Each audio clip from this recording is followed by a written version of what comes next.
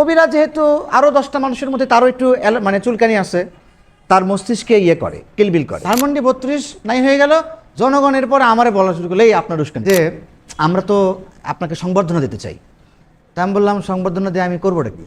কয় যেহেতু আপনি আমাদের এলাকার কৃতি সন্তান হয়েছেন সেহেতু, হ্যাঁ।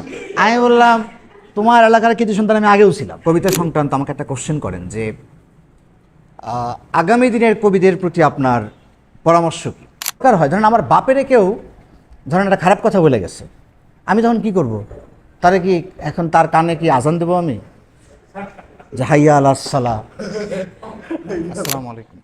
বাংলাদেশ তরুণ কলাম লেখক ফোরাম ঢাকা বিশ্ববিদ্যালয় শাখাকে ধন্যবাদ আমাকে এখানে ডাকবার জন্যে। আমি আসলে যেটা হয়েছে কি, মানে এইভাবে কথা বলে আসলে অভ্যস্ত না। হ্যাঁ, মানে আমার ক্ষেত্রে যেটা হয় যে তর্ক করতে ভাল লাগে আর কি, না মানে এক পক্ষে কথা বলে যাওয়া, এটা একটু আমার জন্য ঝামেলা। আসলে এই জন্য যে আমার কেন জানি মনে হয়েছে যে আমি পার্সোনালি নতুন কোনো কথা আসলে বলতে পারি না, যেটা ধরেন ইন্টেলেকচুয়ালরা সাধারণত বইলে থাকেন, আমি এটা পারি না আসলে। আমি ধরেন এই অ্যাজ ইউজুয়াল 10টা মানুষ যেভাবে কথা বলে বা যে ধরনের চিন্তা করে, আমার চিন্তার প্যাটার্নও আসলে ওই রকমই। হ্যাঁ, যার কারণে যেহেতু নতুন কোনো দিশা আমার পক্ষে দেওয়া সম্ভব হয় না বা সম্ভব নয় বলে আমি মনে করি, এই জন্যে আমি আসলে সাধারণত এই ধরনের মানে কথাবার্তা বলার মানে ব্যাপার স্যাপারগুলো আমি আসলে এড়ায়ে চলি। বিগত বছরগুলোতেও বিভিন্ন মানে বইপত্রের ওপর আলাপ আলোচনার জন্য আমাকে নানান সময়ে নানানজন ওই যে বুক রিভিউ টাইপের আর কি কথাবার্তা বলার জন্য বিভিন্ন সময় ডাকছেন। আমি কথাবার্তা বলতেও গেছি দু এক জায়গায়, গিয়ে দেখি যে আসলে আমি আর কিছু বলতে পারি না। হ্যাঁ, তো এই বলতে না পারার পেছনে আসলে প্রথম কথা হচ্ছে যে আমার নিজেরই ঝামেলা আছে, যে আমি আসলে নিজেই কিছু ধরেন অবজারভেশন আমার আসলে নতুন কিছু নাই আসলে। আপনারা সবচেয়ে ভালো হয় আসলে এই ধরনের পাঠচক্র, আচ্ছা বলে রাখি, সেটা হলো আমি আমার লাইফে প্রথম একটা পাঠচক্রে আসলাম আর কি। হ্যাঁ, তো পাঠচক্র আমি কোনোদিন এই যে আপনাদের মতো এরকম বসিও নি, আমি এই যে এরকম কোনো জায়গায় পার্টিসিপেটও করিনি। আচ্ছা, কেন করি না সেগুলো পরের আলাপ করা যাবে। আপনারা উৎপল কুমার বসুর নাম শুনছেন হয়তো, আমার খুবই প্রিয় কবি, মোস্ট প্রবাবলি আমার সবচেয়ে প্রিয় কবি। উৎপল কুমার বসু এরকম একটা অনুষ্ঠানে কলকাতায় উনি কবিতা পড়তে গেছিলেন, অনেক মানুষ আসছে, তো উনি খুব মজা করে কথা বলতেন। উনি বলতেছেন যে অনেক আশা নিয়ে আসছেন আপনারা এবং অনেক হতাশা নিয়ে চলে যাবেন। ওই ব্যাপারটা এরকমই আসলে। হ্যাঁ, যা আপনারা আসলে অনেক আশা নিয়ে আসছেন হয়তো বা, আমি জানি না, এই হতাশা নিয়ে যাবেন এটা আমি শিওর। এর মধ্যেই দু একজন বা কেউ ইন্টারভিউ নিলে কবিতা সংক্রান্ত আমাকে একটা কোশ্চেন করেন যে আগামী দিনের কবিদের প্রতি আপনার পরামর্শ কী? তা আমি একটা কথা বলে থাকি যে যারা নতুন লিখতে আসছেন তাদের কাছে আমার কোনো পরামর্শ নাই, বরং তারা কি লিখতেছেন, হ্যাঁ, বা তারা আসলে আমার কাছ থেকে কী ধরনের লেখা আশা করেন, আমি এটা শুনতে চাই। কারণ যেটা হয় লিটারেচারে, যেটা হয় সেটা হলো যে যারা হচ্ছে আপনার একটু লেখালেখি করে একটু একটা পজিশন তৈরি করে, তারা সবসময় তাদের অ্যাস্থেটিক্সটা বা তাদের যে চিন্তার যে জায়গাটা, সেটা কবিতায় হইতে পারে বা অন্য যে কোনো আর্ট ফর্মে হইতে পারে, তারা আসলে চাপায়া দেয়। নতুনদেরকে তারা আসলে খুব একটা আপনার ওয়েলকাম করে না, বা নতুনরা কিছু লিখলে তারা মনেই করে যে হয়নি কিছুই। এটা ধরেন আমিও তো ফিল করছি। তা আমি আসলে এই ফিল করতে করতে আসলে ওই জায়গাতে মানে পৌঁছাইছি যে আমার নিজের বলার চাইতে আসলে তরুণদের বলাটা যদি আমি শুনি, তাইলেই বরং আমার লিটারেচারের জন্য আগামীর জন্য আমি আসলে নতুন কিছু ক্রিয়েট করতে পারবো। না হলে এটা আমার ক্রিয়েশনের জায়গাটা আসলে বন্ধ হয়ে যাবে। তো এই কারণে আমি আশা করব যে আপনারাই আসলে আমার চাইতে বেশি কথা বলবেন, এবং যে কোনো ধরনের ঝামেলায় বা আপনাদের যদি কোনো খটকা থাকে, সেই খটকায় বা আমার সাথে আপনার ডিবেট করতে মন চায়, আপনি অবশ্যই করবেন, সেটাই বরং আমার জন্য ভালো।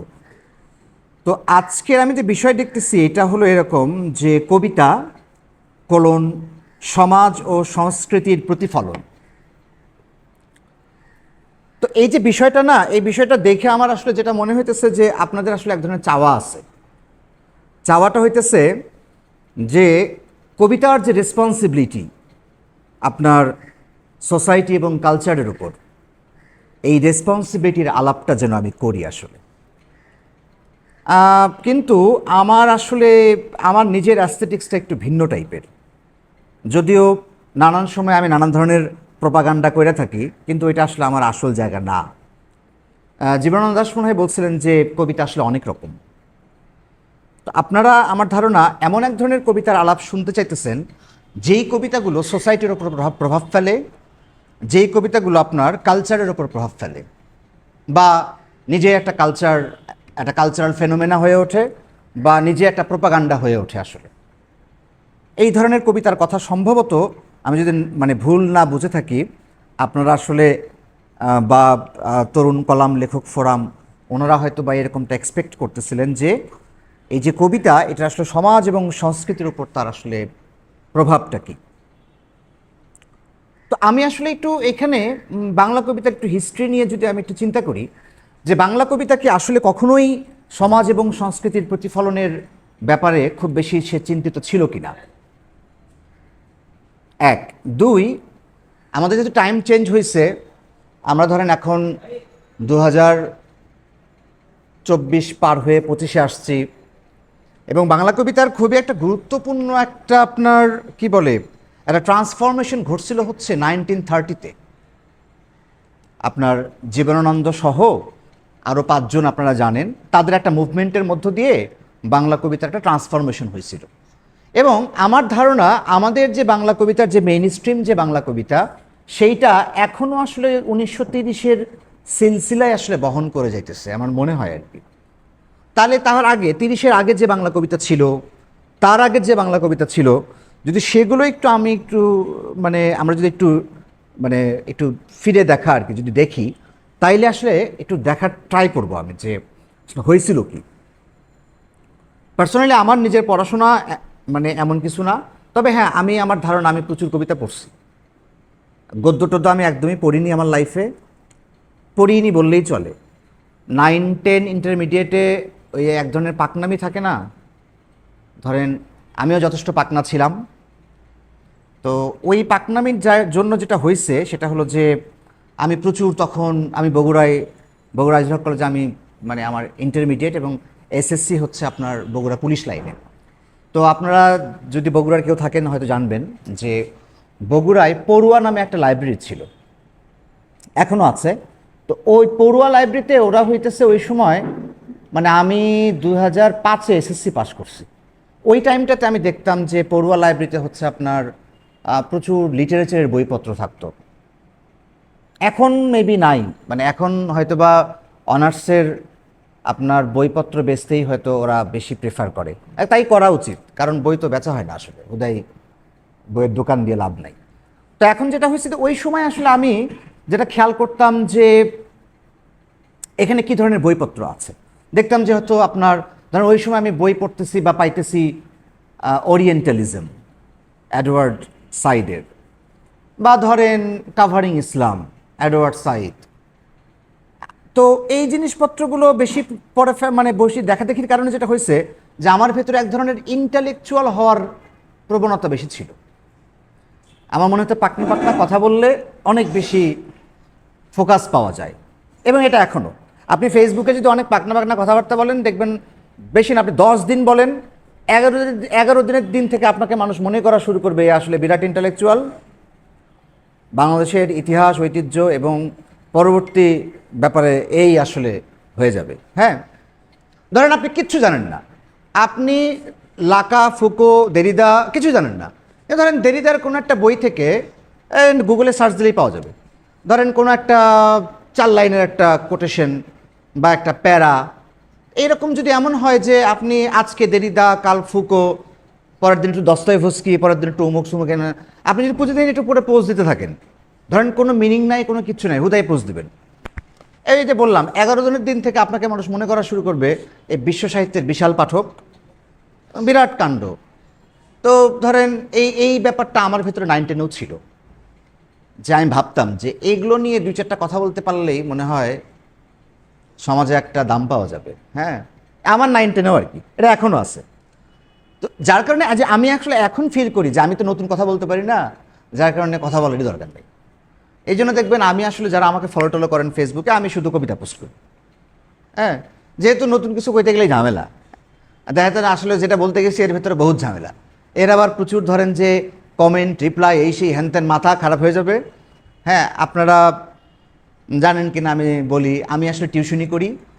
তো দেখেন ধরেন আমি একটা পোস্ট দিলে, এরকম একটা পোস্ট দিয়ে আমি টিউশনিতে গেছি, গিয়ে দেখা যাবে যে প্রচুর লেগে গেছে, অ্যান্ড আমি রিপ্লাই দেবো নাকি পড়াবো, টেনশন। ঠিক আছে, যার কারণে এগুলো করা আমি বাদ দিছি। এখন যে কারণে বলতেছি আমার আসলে পড়াশোনা কম, আমার কথায় ভুল থাকবে বেশি, তবে আমি খোঁজার ট্রাই করি আর কি। আমি এখন যা বলবো এগুলো আমার পার্সোনালি পড়াশোনা না, জনগণের কাছ থেকে অনেক কিছু শুই না আসলে আমি আপনাদেরকে বলতেছি। এটাও এক ধরনের পড়াশোনা আসলে। হ্যাঁ, বইয়ের পাতা পড়াশোনা আমার খুবই কম, তবে হ্যাঁ আমি অনেক কবিতা পড়ছি, মানে একদম বইয়ের পাতার কবিতাই পড়ছি। যেটা হয়েছে যে ধরেন বাংলা কবিতার যদি আমরা হিস্ট্রিটা দেখি, এটা ধরেন বাংলা সাহিত্য টাহিত্য এই বিশ্ববিদ্যালয়ে প্রচুর পড়ানো হয়। চর্যাপদের কাণ্ডকীর্তি আপনারা জানেন, এই নিয়ে আমার কিছু বলার নাই। আপনারা যেটা খেয়াল করে দেখবেন সেটা হলো যে মধ্যযুগ যখন আমাদের শুরু হইল, ধরেন মধ্যযুগের কবিরা, আমি খুবই গ্রেট একজন কবির নাম বলতেছি, বরুচণ্ডী দাস বা তার সমসাময়িক কবিরা। আমার ধারণা বাংলাদেশের সবচেয়ে গ্রেটেস্ট কবিদের মধ্যে একজন বরুচণ্ডী দাস। হ্যাঁ, আমরা ধরেন আসলে তাকে আসলে পড়িও নয় অর্থে। চণ্ডীদাসদের যে ল্যাঙ্গুয়েজ ছিল, ধরেন চর্যাপদের পরে আসলে কি হয়েছে না হয়েছে এগুলো আমরা অতটা জানি না, কি জানি সব অন্ধকার যুগটুক বলে আবার এক ধরনের যুগেরও কথাবার্তা বলে। এটাও আমার কাছে একটা ভাওয়ালাপ বলে মনে হয়।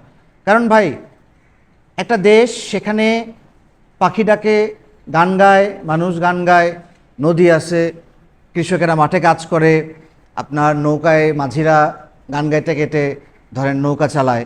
সেই দেশে বা সেই রকম জায়গায় নতুন লিটারেচার তৈরি হবে না বা সাহিত্যই নাই, এটা আমার কাছে বিলিফ আমার করার মতো বলে মনে হয় না।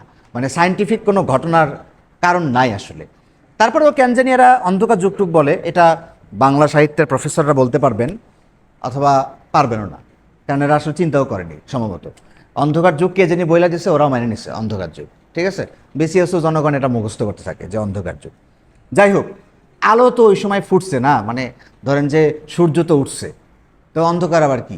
পরে দেখবেন এটা মজার ব্যাপার, হুট করে বাংলা সাহিত্যে লাইট জ্বলে উঠলো আবার কত সাল থেকে যেন।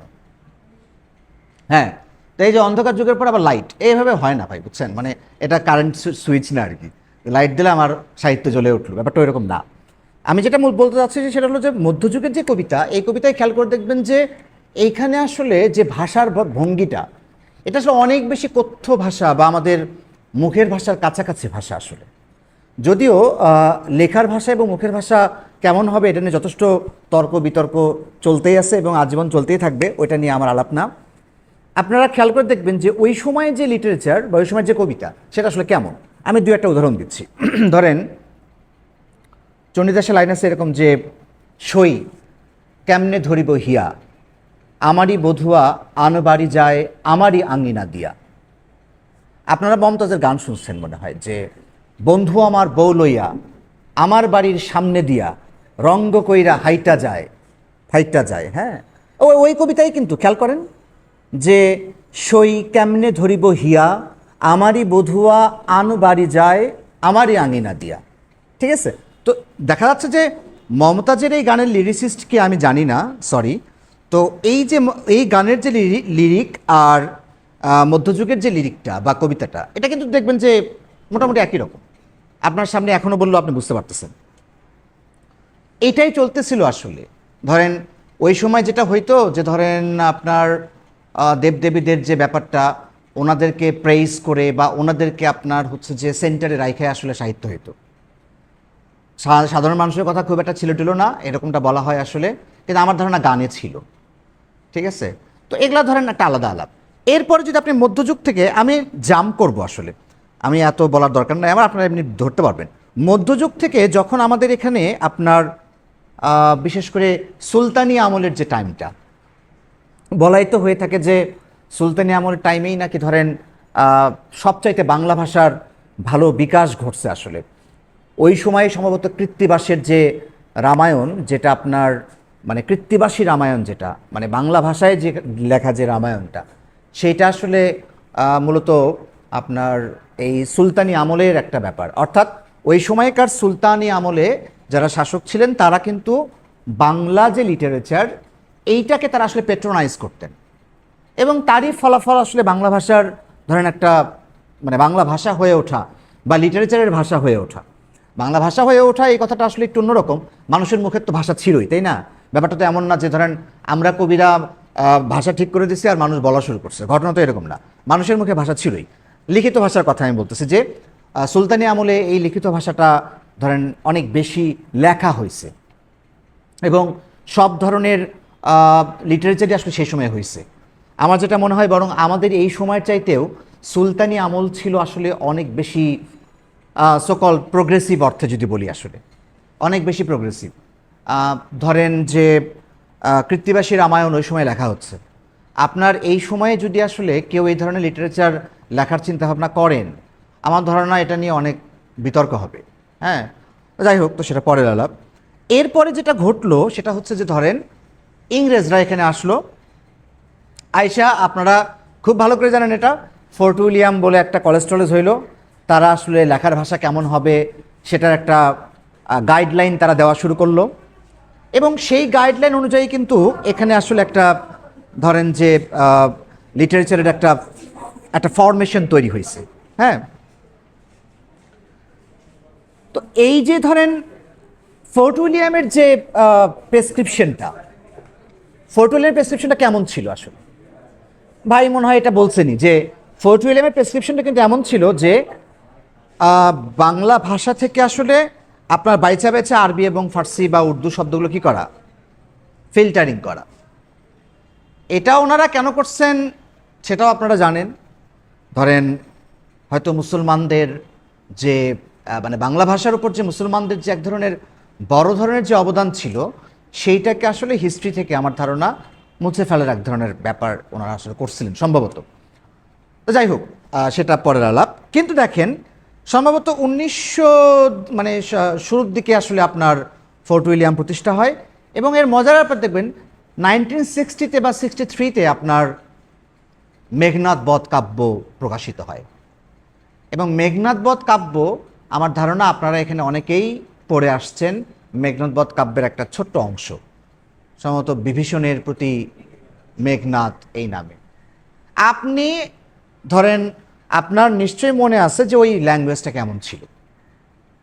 আমি যেই ল্যাঙ্গুয়েজটা কিছুক্ষণ আগেও বললাম, চণ্ডীদাসের যে ল্যাঙ্গুয়েজ, ইভেন চণ্ডীদাস থেকে আস্তে আস্তে আস্তে আস্তে যখন আরেকটু সরে আসতেছে আপনার ভারতচন্দ্র রায়গুণাকর পর্যন্ত, ভারতচন্দ্র রায়গুণাকরের দেখবেন যে দুইটা বা অনেকগুলো লাইনই বাংলাদেশে বা মানে মানুষের মুখে মুখে আপনার বেশ প্রচলিত। তার মধ্যে খুবই বিখ্যাত দুটো লাইন বলতেছে যে আমার সন্তান যেন থাকে দুধে ভাতে। এইটাই যদি ধরেন ফোর্ট উইলিয়ামের পরে হয়তো দুধ হয়তো দুগ্ধ হয়ে যাইতো সম্ভবত। হ্যাঁ, আর ভাত, এখন ওরা ভাত খায় কিনা সেটা নিয়ে আমার ঝামেলা আছে। ভাত যেহেতু বাঙালিরাই বেশি খায়, পূর্ববঙ্গের মানুষরা, তো ভাতের হয়তো আর কিছু হইতো কিনা আমি জানি না। তো বিষয়টা দাঁড়াচ্ছে কি জানেন, যে এই যে ভাষার যে কাণ্ডটা, মানে মানুষের মানে রিটেন যে ল্যাঙ্গুয়েজটা, এই ল্যাঙ্গুয়েজটা কিন্তু ধীরে ধীরে আপনার এক ধরনের ইয়ে তৈরি হইতেছে, আপনার অনেক বেশি কৃত্রিম ল্যাঙ্গুয়েজের দিকে যাচ্ছে। যদিও লিটারেচার বা কবিতা ইটসেলফ একটা কৃত্রিম বিষয়। অনেকে কিন্তু মনে করে যে কবিতা মনে হয় ধরেন কাইন্ড অফ ওহি টাইপের, যে কবির ওপর ধরেন একটা আপনার কি বলে ইন্সপিরেশন আসে এবং কবি লিখে ফেলে। কিছুটা সত্য, মানে অল্প। এই এই এই ওহি ধরেন মানে সরি, ওহি অর্থে ওহি না, মানে এই ওহি কিন্তু বাংলাদেশ কেন দুনিয়ার এমন কোনো মানুষ নাই যার উপর এই এই ছোটো ছোটো ওহি নাজিল হয় না আসলে। মানে আল্লাহ তার মনের ভিতরে একটা টুং করে একটা টোকা দেন না, এই ধরনের ঘটনা না। কবিদের ভিতরে ওটা ঘটে। কবিরা আসলে পরে করেন কি জানেন, ওনারা আসলে ভাষার ক্রাফটস দিয়ে ধরেন এই জিনিসটাকে একটা কবিতা কইরা তোলেন। এটা আসলে কবিদের কাজ। তো যেটা হয়েছে যে এই যে কৃত্রিম ল্যাঙ্গুয়েজ কবিরা বানান, এটা তো বানাবেন, এটা নিয়ে কোনো সমস্যা নেই আমার। কিন্তু ফোর্ট উইলিয়াম যেই আপনার যে কি বলে তার যে প্রোপাগান্ডা, সেই প্রোপাগান্ডায় কিন্তু বাংলা সাহিত্য থেকে আসলে বাংলাদেশের যে মানুষের যে মুখের যে চিন্তাটা বা তার তার যে মুখের ভাষাটা, সেই ভাষা কিন্তু একদম গেছে গা। আচ্ছা, তো এই যে গেল, যাওয়ার পর যেটা হইতেছে আপনার এক ধরনের সাহিত্য তৈরি হচ্ছে, এবং আপনারা খুব ভালো করে জানেন যে কলকাতা তারা হচ্ছে খুব বেশি আপনার পাওয়ারফুল একটা মানে জায়গা। ধরেন আমার ধারণা বঙ্গভঙ্গটা যদি ঠিকঠাক মতো হয়তো যদি হয়ে যেত, তাহলে তো আমাদের এখানকার লিটারেচার হয়তো আলাদা রকমভাবে গড়ে উঠতো, কিন্তু সেটা তো আসলে হয়নি, যার কারণে ঢাকা বা বাংলাদেশ কখনোই আসলে গুরুত্বপূর্ণ হয়ে ওঠেনি ওই জায়গা থেকে, যেটা কলকাতায় যে ঘটনাটা ঘটছে আসলে। তো এখন যেটা দাঁড়াচ্ছে সেটা হলো যে এরই সিলসিলাই কিন্তু আসলে আমি যেটা মূল জায়গায় যেতে চাচ্ছিলাম সেটা হচ্ছে জীবনানন্দ দাশরা যে ধরনের কবিতা লিখলেন, বা ওই সময়ের কবিরা যে ধরনের কবিতা লিখলেন, ইভেন রবীন্দ্রনাথ। তবে রবীন্দ্রনাথ একটা মজার ব্যাপার আছে, রবীন্দ্রনাথ যদি আপনারা ঠিকঠাক মতো পড়েন, খেয়াল করে পড়েন, দেখবেন রবীন্দ্রনাথের গদ্য এবং রবীন্দ্রনাথের কবিতা কোনোটাই আসলে ফোর্ট উইলিয়ামের ওই রকম প্রেসক্রাইবড ল্যাঙ্গুয়েজ না। আপনি মধুসূদন থেকে রবীন্দ্রনাথ অনেক বেশি দূরের আলাপ না, কিন্তু দেখবেন যে রবীন্দ্রনাথের মধ্যে যে ভাষা বা রবীন্দ্রনাথ যে ভাষায় লিখতেছেন, এই ভাষা অনেকটাই মুখের ভাষার কাছাকাছি।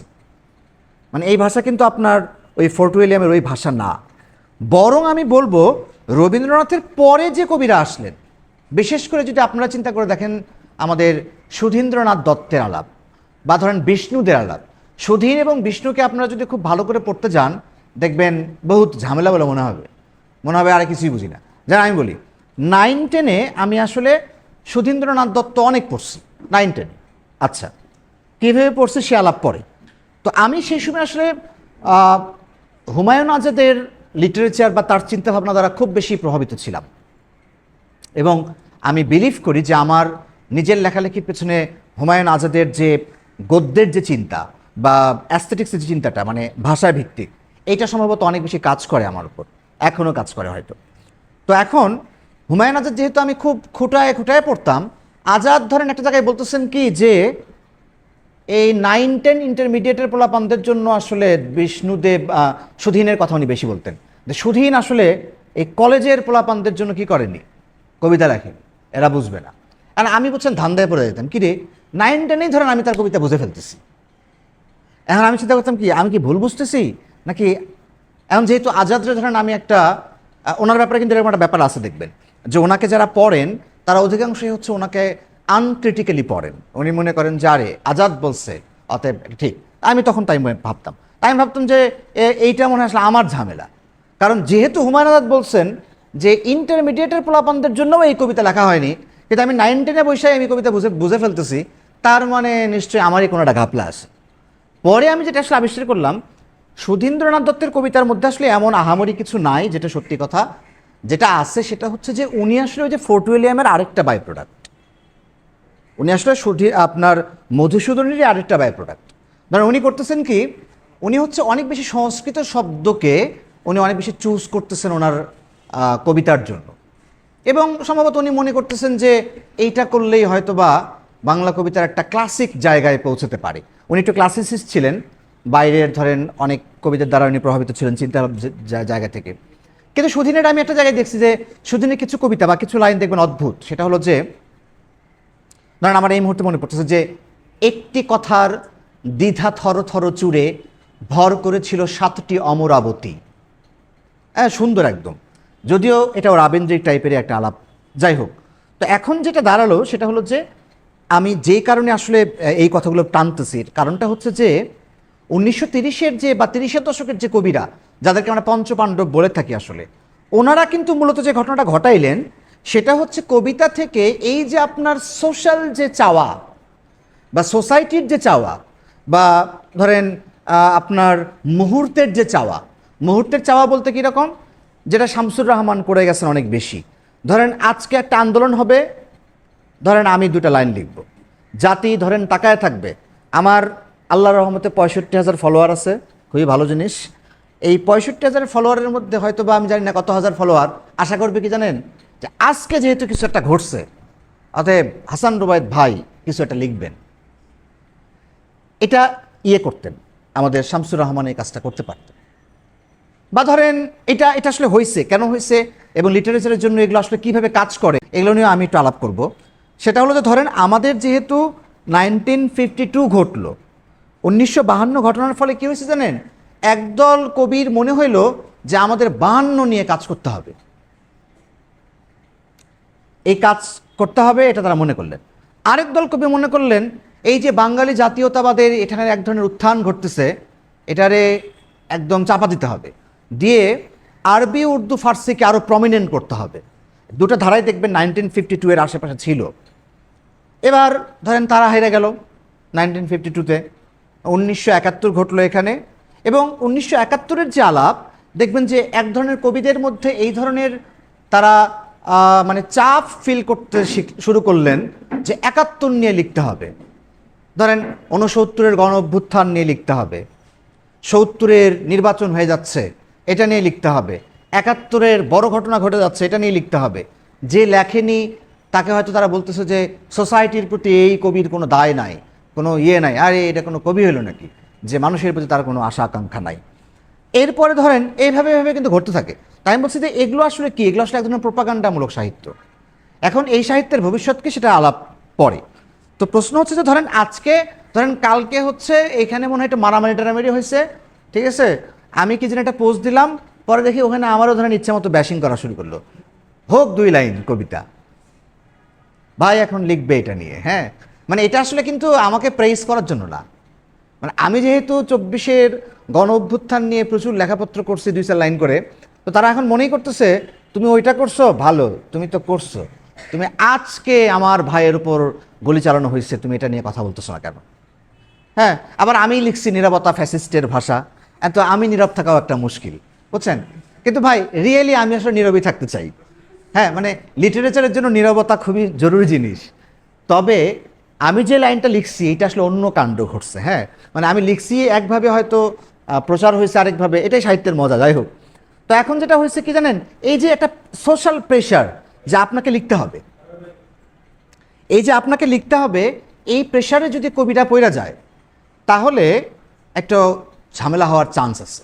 তো এখন আমি আমার মূল আলাপে আসি, সেটা হচ্ছে যে এই যে বাংলাদেশের কবিতা আমি যেটা বলতেছিলাম, এখন পর্যন্ত আসলে জীবনানন্দরা যে ধরনের অ্যাস্থেটিক্স চিন্তা করতেন, ওই ধরনের চিন্তা দ্বারাই আমাদের কবিতা এখনও প্রভাবিত।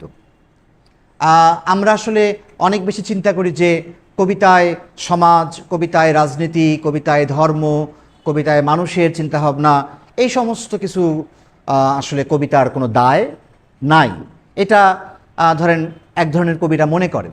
তাদেরকে দেখবেন যে আবার এক ধরনের গালিগালাজও করা হয়।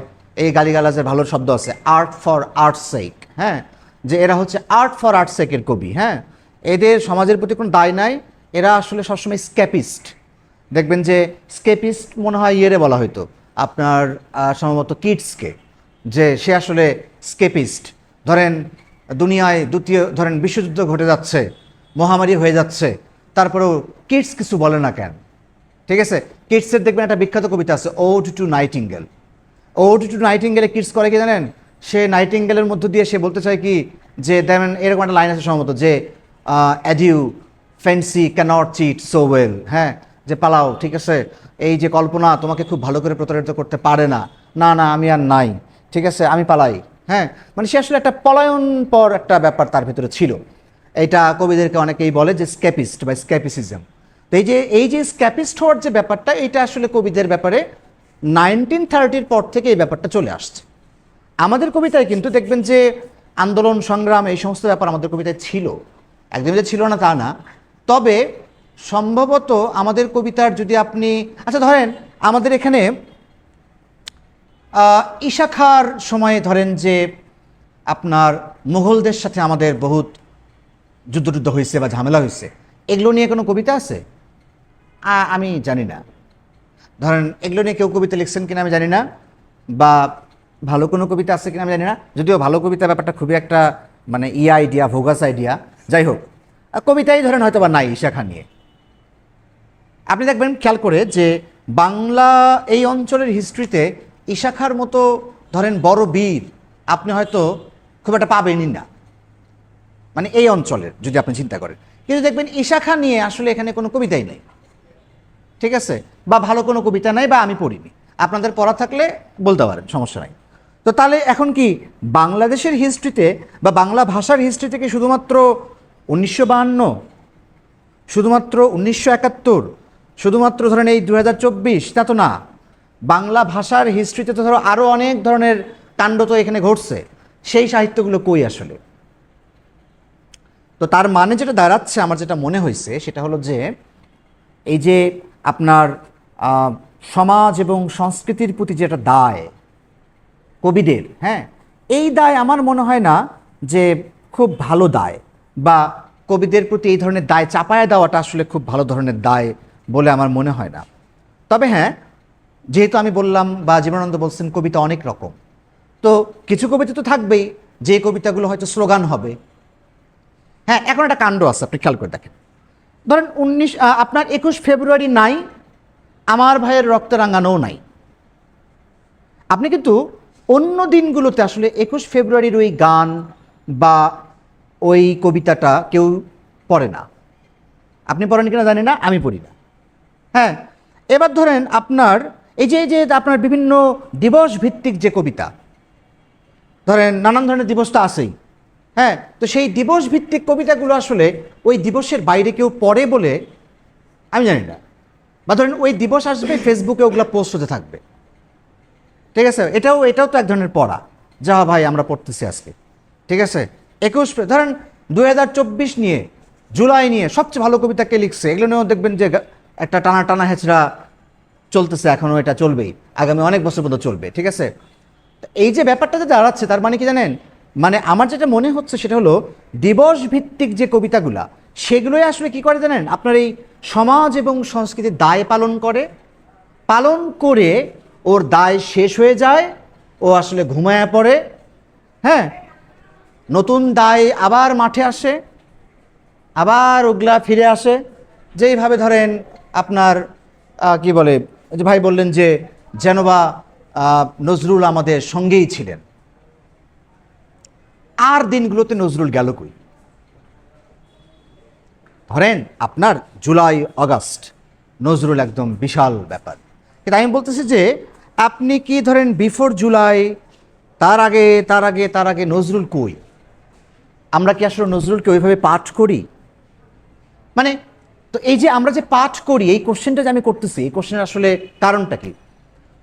দেখেন, আমার যেটা মনে হয় কি, মানুষ কবিতা পড়ে নানান রকম উপায়ে। আচ্ছা, সেই উপায় কী রকম? সেটা হচ্ছে যে বাংলা এই অঞ্চলে যে ঘটনাটা ঘটছে, সেটা হচ্ছে কবিতা আসলে গান ছিল, বা পুরাতন আলাপি তাই, কবিতা আসলে গানই ছিল। আমাদের কবিতা কিন্তু খুবই লিরিক্যাল। হ্যাঁ, পরে তো ধরেন ইউরোপের সাথে আমাদের মানে যোগাযোগ হওয়ার পরে আমাদের কবিতা নানান রকম হয়েছে, কিন্তু আমাদের কবিতা মূলত লিরিক্যাল। তো আমাদের এখানে কবিতা কী হয়েছে? আমাদের এখানে কবিতা গান হয়েছে। যেমন আপনারা খুবই ভালো করে জানেন ময়মনসিংহ গীতিকা, যদিও এটার কবিরা গীতিকা নাম দিচ্ছে কিনা আমি জানি না, নাম মনে হয় অন্য কেউ দিচ্ছে, কিন্তু এটা গীতের মতো, বা ওইটা ধরেন পারফর্ম করা হইতো। তা আমাদের কবিতা বা আমাদের ইয়েগুলো মূলত আসলে এরকম পারফর্মিং আর্ট ছিল আসলে মূলত। ধরেন আপনারা মনে আছে যে আমাদের এখানে পুঁথি পাঠ হইতো, পুঁথি পড়তো মানুষ, ধরেন পুঁথিতে সবাই মিলে তাল দিয়ে পুঁথি শুনতো, ঠিক আছে। আপনারা 1000 বছর ধরে পড়ছেন কিনা আমি জানি না, আমার সিলেবাসে ছিল, দেখবেন ওখানে পুঁথির সব আলাপ সালাপ ছিল। তাই আমি যেটা বলতেছি যে এই অঞ্চলে কিন্তু এই ব্যাপারটা ছিল যে একজন লোক পড়তেছে, আপনার 20 জন লোক সেটা হ্যাজাক লাইট লাগায়া বা কিছু একটা করে সেই কবিতাগুলো সে শুনতেছে। এই যে শোনা এবং পড়া, এই পারফর্মিং আর্ট ছিল, যেটা আপনি এখনও পাবেন উর্দু সাহিত্যে। আমি শুনছি যে ওদের নাকি স্টেডিয়ামে লাখ লাখ, মানে হাজার হাজার লোক আসে হচ্ছে আপনার উর্দু কবিতা শোনার জন্য। আর ধরেন একটা করে 2 লাইনের শেরটের কী সব পড়ে, ওয়া ওয়াও বিসমিল্লাহ সুবহানাল্লাহ কী সব বলতে থাকে। বাংলা কবিতা আপনি এটা পাবেন না। অর্থাৎ বাংলা কবিতাটা ছিল সম্ভবত, হয়তো পুঁথিতে এটা ছিল, হয়তো তখন পুঁথি পড়া হয়তো, তখন পুঁথির মধ্যে হয়তো কেউ হয়তো একদম ধরেন মানে ওই রকম সুবহানাল্লাহ বলে উঠছে, কেউ না বললে হয়তো অন্য কেউ কিছু কইতো আসলে। তাই আমি বলছি যে এই যে পারফর্মিং আর্ট থেকে কবিতা কিন্তু সরে গেছে। আমরা আসলে যেটা করতে পারি, এই যে সমাজ সংস্কৃতির জন্য কবিতাকে পারফর্মিং আর্টের জায়গায় আবার ফিরে আনতে পারি, এবং যে কবিরা তার নিজের মতো করে চিন্তা করতেছে যে না, সমাজ সংস্কৃতির প্রতি আমার, বা প্রেজেন্ট সমাজ সংস্কৃতির প্রতি আমার আসলে এত দায় নাই, সে তার মতো করে লিখে যাচ্ছে। আপনি তাকে স্কেপিস্ট নাম দিতে পারেন, সমস্যা নেই, কিন্তু আমি বলছি যে কবিতাকে আসলে যদি আমরা শুধুমাত্র এই পারফর্মিং আর্টের জায়গায় নিয়ে আসি, তাহলে কিন্তু কবিতার যে মানে কবির যে মনোজগৎ, সেটা কিন্তু আসলে পাঠক দ্বারা করাপ্ট হয়ে যাবে। কিভাবে? ধরেন একটা বিরাট ঘটনা ঘটে যাচ্ছে, কেউ কবিতা লিখতেছে না। তখন ধরেন এই যে সাধারণ জনগণ বলবে যে আজ কবিরা কোথায়, তারা কেন মুখে কুলু পাটিয়ে বসে আছে, কেউ কিছু লিখতেছে না, যেন বা কবি লিখলেই একটা বিরাট বিপ্লব হয়ে যাবে। আসলে বিপ্লব করে মানুষ, বুঝছেন, বিপ্লব করে সাধারণ মানুষ। কবিরা যেটা করে কি, আমার ধারণা কবিরা যেহেতু আরও 10টা মানুষের মধ্যে তারও একটু মানে চুলকানি আছে, তার মস্তিষ্কে ইয়ে করে, কিলবিল করে। সে চিন্তা করে কি যে এত মানুষ নামলো, হালায় আমি চুপ করে বসে আছি, আমিও নামি। এখন তার যেহেতু, আমি আমার পার্সোনাল কথা বলতে পারি, আমার যেহেতু সাহস কম, হ্যাঁ ধরেন আমার গুলি করতেছে এটা তো আমি ভাবতেই ধরেন তার আগেই ধরেন আমি নাই। হ্যাঁ গুলি তো দূরের আলাপ, কেউ যদি চিন্তা করে যে আমারে ধরেন একটা ঢিল মারবে, পাথর মারবে, আমি পার্সোনালি কী করি জানেন, কোথাও যদি দেখি যে একদল লোক জটলা লেগে আছে, কোনো একটা ঝামেলা হইতেছে, বাই কসম আমি ধরেন 10 হাত দূর দিয়ে চলে যাবো। আমি কাউরে বলবো না যে হইতেছি, অনেক দূরে গিয়ে নিরাপদ দূর থেকে বলবো কি জানেন ভাই কী হয়েছিল, ঠিক আছে, অথবা তাও জিজ্ঞেস করবো না, বাসায় চলে যাবো। ঠিক আছে, আমি সবসময় আমার পার্সোনালি আমি যেটা মনে করি যে আমি সবসময় সেফ থাকতে চাই, এটা হলো আমার আসল লাভ। ঠিক আছে, যার কারণে ধরেন আমার পক্ষে তো মাঠে ময়দানে নামা সম্ভব না, আল্লাহ আমার ওই সাহস দেয়নি, বা আল্লাহ দেয়নি তা না বলে আমি নিজেই হয়তো লুকায় থাকতে চাই, অনেক বেশি দিন বাঁচতে চাই, এটা আমার চাওয়া। এখন আপনি আমারে বলতে পারেন যে ভাই আপনি ভীতু, ঠিক আছে, আপনি তো আসলে একটা ভীতুর ডিম, হতে পারি, কোনো সমস্যা নেই আমার। ঠিক আছে, এখন ঝামেলাটা যেটা হয়েছে কি জানেন, এই কবিদেরকে তো সুরসুরি দেয়, তো দিলে সে আসলে তখন আসলে একটা বিপ্লবের লাইন লিখতে থাকে। আসলে তো সে লেখেনি, লিখছে কিন্তু রাস্তায় মানুষ, ঘটনা বুঝতে, মানে ধরেন আমি যদি এটা বলি যে যখন শহীদ আবু সাইদ যখন ধরেন দাঁড়ায় গেলেন, হ্যাঁ তখন ধরেন হয়তো আমি লিখতেছি যে মানে ধরেন কী বলে যে আমার একটা কবিতা পাঠ্য হয়েছে আপনারা জানেন, তো ওই কবিতার প্রথম লাইন এরকম যে ভাই মরলো রংপুরে সেই রংপুরিত বাংলাদেশ, হ্যাঁ, বা ধরেন আমার একটা লাইন ওই আবু সাইদ, শহীদ আবু সাইদ নামে একটা আলাদা কবিতায় আছে যে রংপুরে যে হিমালয় ছিল এটা আমি জানতাম না। এটা আমি অবজারভার হিসেবে বলতে পারি, আমি কিন্তু আবু সাইদ না, মানে আমার পক্ষে 1000 বার জন্মাইলেও হয়তো বা আবু সাইদ হওয়া সম্ভব না। ঠিক আছে, তো আমি যেটা বলতে চাচ্ছি কি জানেন, যে আবু সাইদরা রাস্তায় জীবন দেয়, তখন আসলে কবিতা তৈরি হতে থাকে। অর্থাৎ কবিরা বিপ্লব করে দেয়, ইন্টেলেকচুয়ালরা বিপ্লব করে দেয়, এরকমটা মনে হয় না, আসলে মানুষ নিজেই তার বিপ্লবটা তৈরি করে। তার মানে কি জানেন, মানে এই যে আমরা যে এখানে বিষয় ঠিক করছি যে সমাজ এবং সংস্কৃতিতে কবির কাজ কী বা কবিতার কাজ কী, কবিতার কাজ হলো সমাজ এবং সংস্কৃতিতে মানুষ তার জান দেবে, কবি আরামে বসে থাকবে, থাইকা ওই ব্যাপারটাকে সে আসলে লিখবে। তবে হ্যাঁ, এটা আমি খারাপ চোখে দেখতেছি না, কারণ হচ্ছে ধরেন যে আবু সাইদের ওই ভঙ্গিমাটা যদি ক্যামেরায় ক্যাপচার না করা হইতো, যদি লাইভ না দেখা যাইতো, তাহলে কি বাংলাদেশ এইভাবে উত্তাল হইতো? হয়তো হইতো না। তো ওইটা তো আসলে একটা আর্টের ফর্ম, ওটা একটা ফর্ম। এখন আমি যদি আবু সাইদকে নিয়ে একটা এলিজি না লিখি, আরেকজন কবি যদি সেটা নিয়ে না লেখেন, আরেকজন কবি যদি সেটা নিয়ে না লেখেন, তাহলে যেটা হবে সেটা হলো হিউম্যান হিস্ট্রিতে মানুষের যে ধরেন তার যে আপনার কি বলে তার যে গল্পগুলা, আপনারা গেম অফ থ্রোনস দেখছেন জানি না, তো আমার দেখা আছে।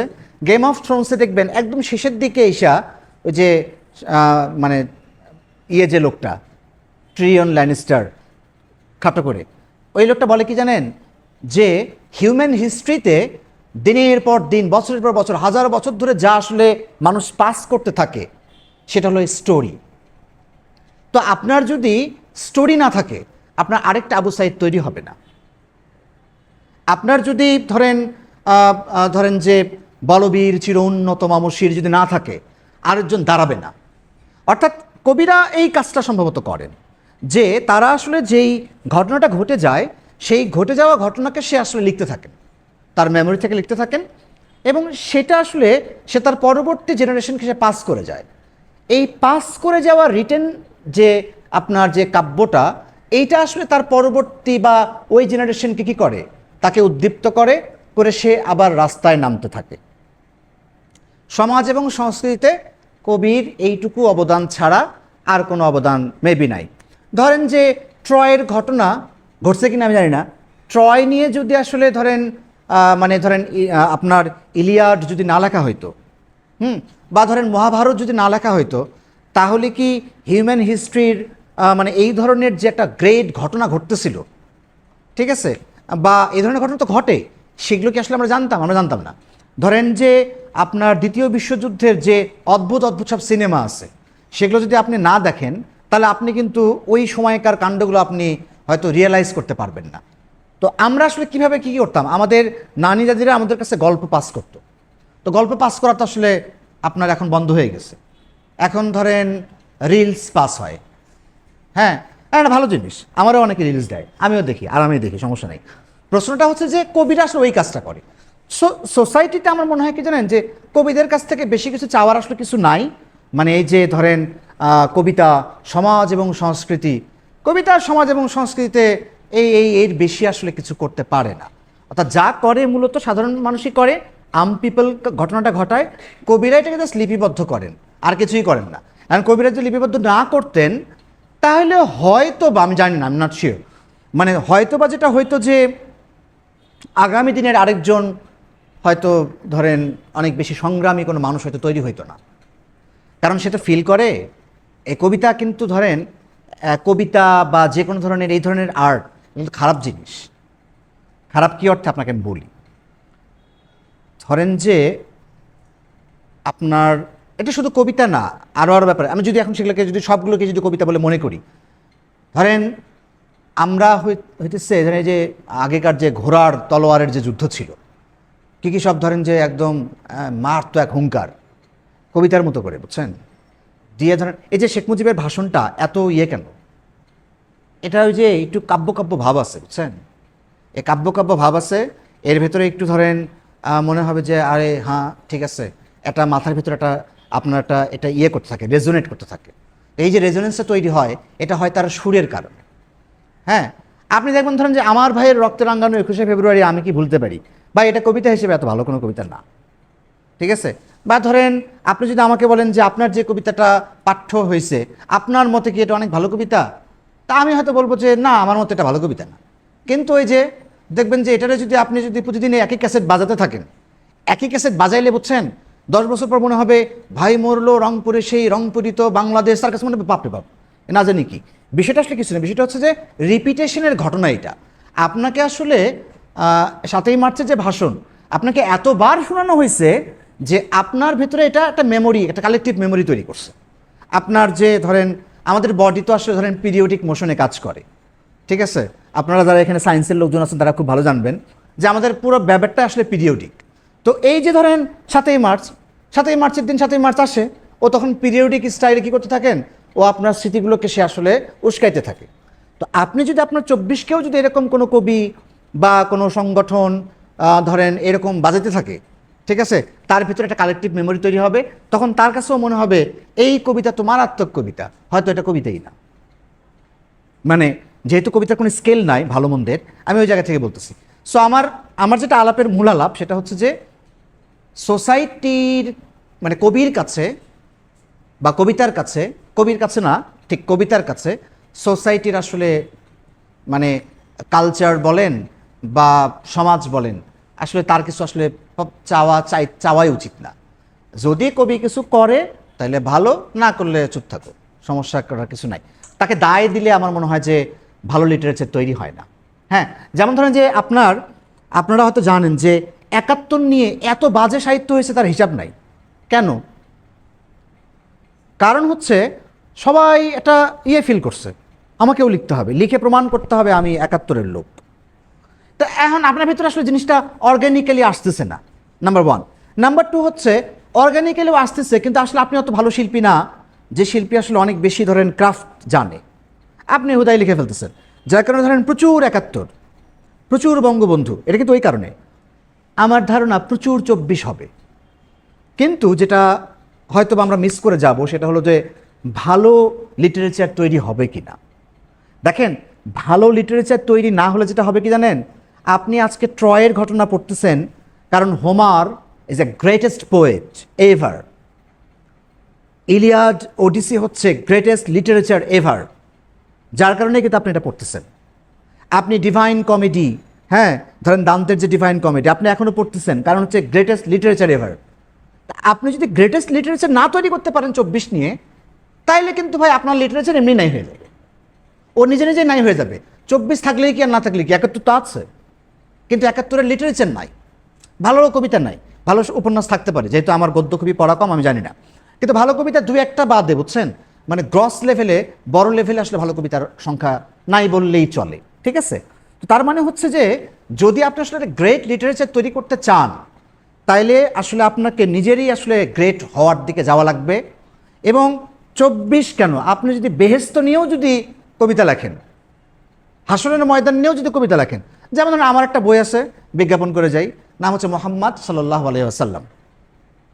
এই বইটা বের হওয়ার পর আমি বারবার একটা কথা বলতাম, আমি আমার নিজেরাই বলতাম যে দয়া করে রসুলের নামের জন্য যেন এই বইটা কেউ না কেনে।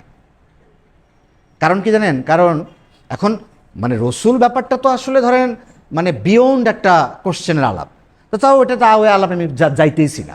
এখন আমি চাইতেছি কি জানেন, যে এই মহান লোকটাকে নিয়ে আমি লিখলাম, বা এই মহত্তম লোকটাকে নিয়ে আমি লিখলাম, লোকে, আমি যেহেতু কবি, এখন আমি তো আমার হিস্সা চাই। আমি চাই কি জানেন, যে লোকে আমার কবিতাটা পড়েই বলুক যে না, রসুলকে নিয়ে লেখা একটা ভালো কবিতা এটা। কিন্তু রসুলকে নিয়ে লেখা বলে যে এই কবিতাটা আপনি পড়বেন, এই বইটা আপনি কিনবেন, মানে এই আশাটা আমি আসলে পার্সোনালি করি না। হ্যাঁ, আমি ওনাকে নিয়ে লিখছি, এখন রসুলকে নিয়ে লিখছি বলেই যে দুনিয়ার শ্রেষ্ঠ কবিতাটা আমি লিখে ফেলছি, এইটা মনে করার কোনো কারণ নাই, যদিও উনি রসুল।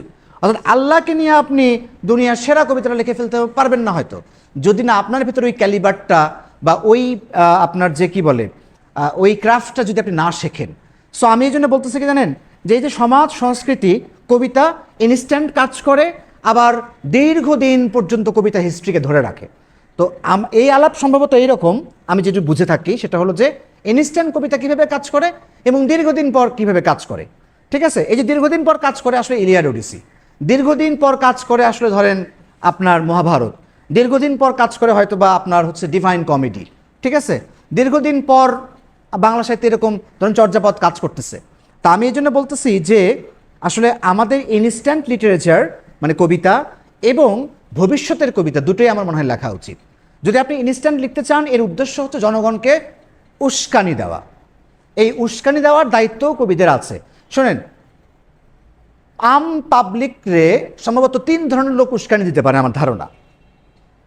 এক হচ্ছে ধর্মগুরুরা, ধরেন বিশাল বড় কোনো পাবলিক ফিগার, যিনি একজন বিশাল ইসলামী চিন্তাবিদ, বলবো না, চিন্তা অন্য জিনিস, ইসলামিক লিডার। ঠিক আছে, ধরেন উনি হয়তো হাজার হাজার মানুষকে মাঠে নিয়ে আসতে পারবেন, উস্কানি। আচ্ছা, দ্বিতীয় হচ্ছে আপনার বিশাল কোনো রাজনৈতিক নেতা, এটা পারবেন। আরেকটা পারে সম্ভবত কবিরা। সে আবার কেমনে পারে জানেন, সে আবার এদের মতো রাস্তায় নেমে বলে না, সে উস্কানি দেয় অন্য স্টাইলে। ধরেন নজরুল বলতেছেন যে লাথিমার ভাঙড়ে তালা, যত সব বন্দিশালায় আগুন জ্বালা। আপনি এখন এটা আপনি কারাগারে যদি যান আর এটা যদি আপনারা কেউ বাজায় কানের কাছে, আপনারও মনে হবে কি জানেন, দেই এটা লাথি।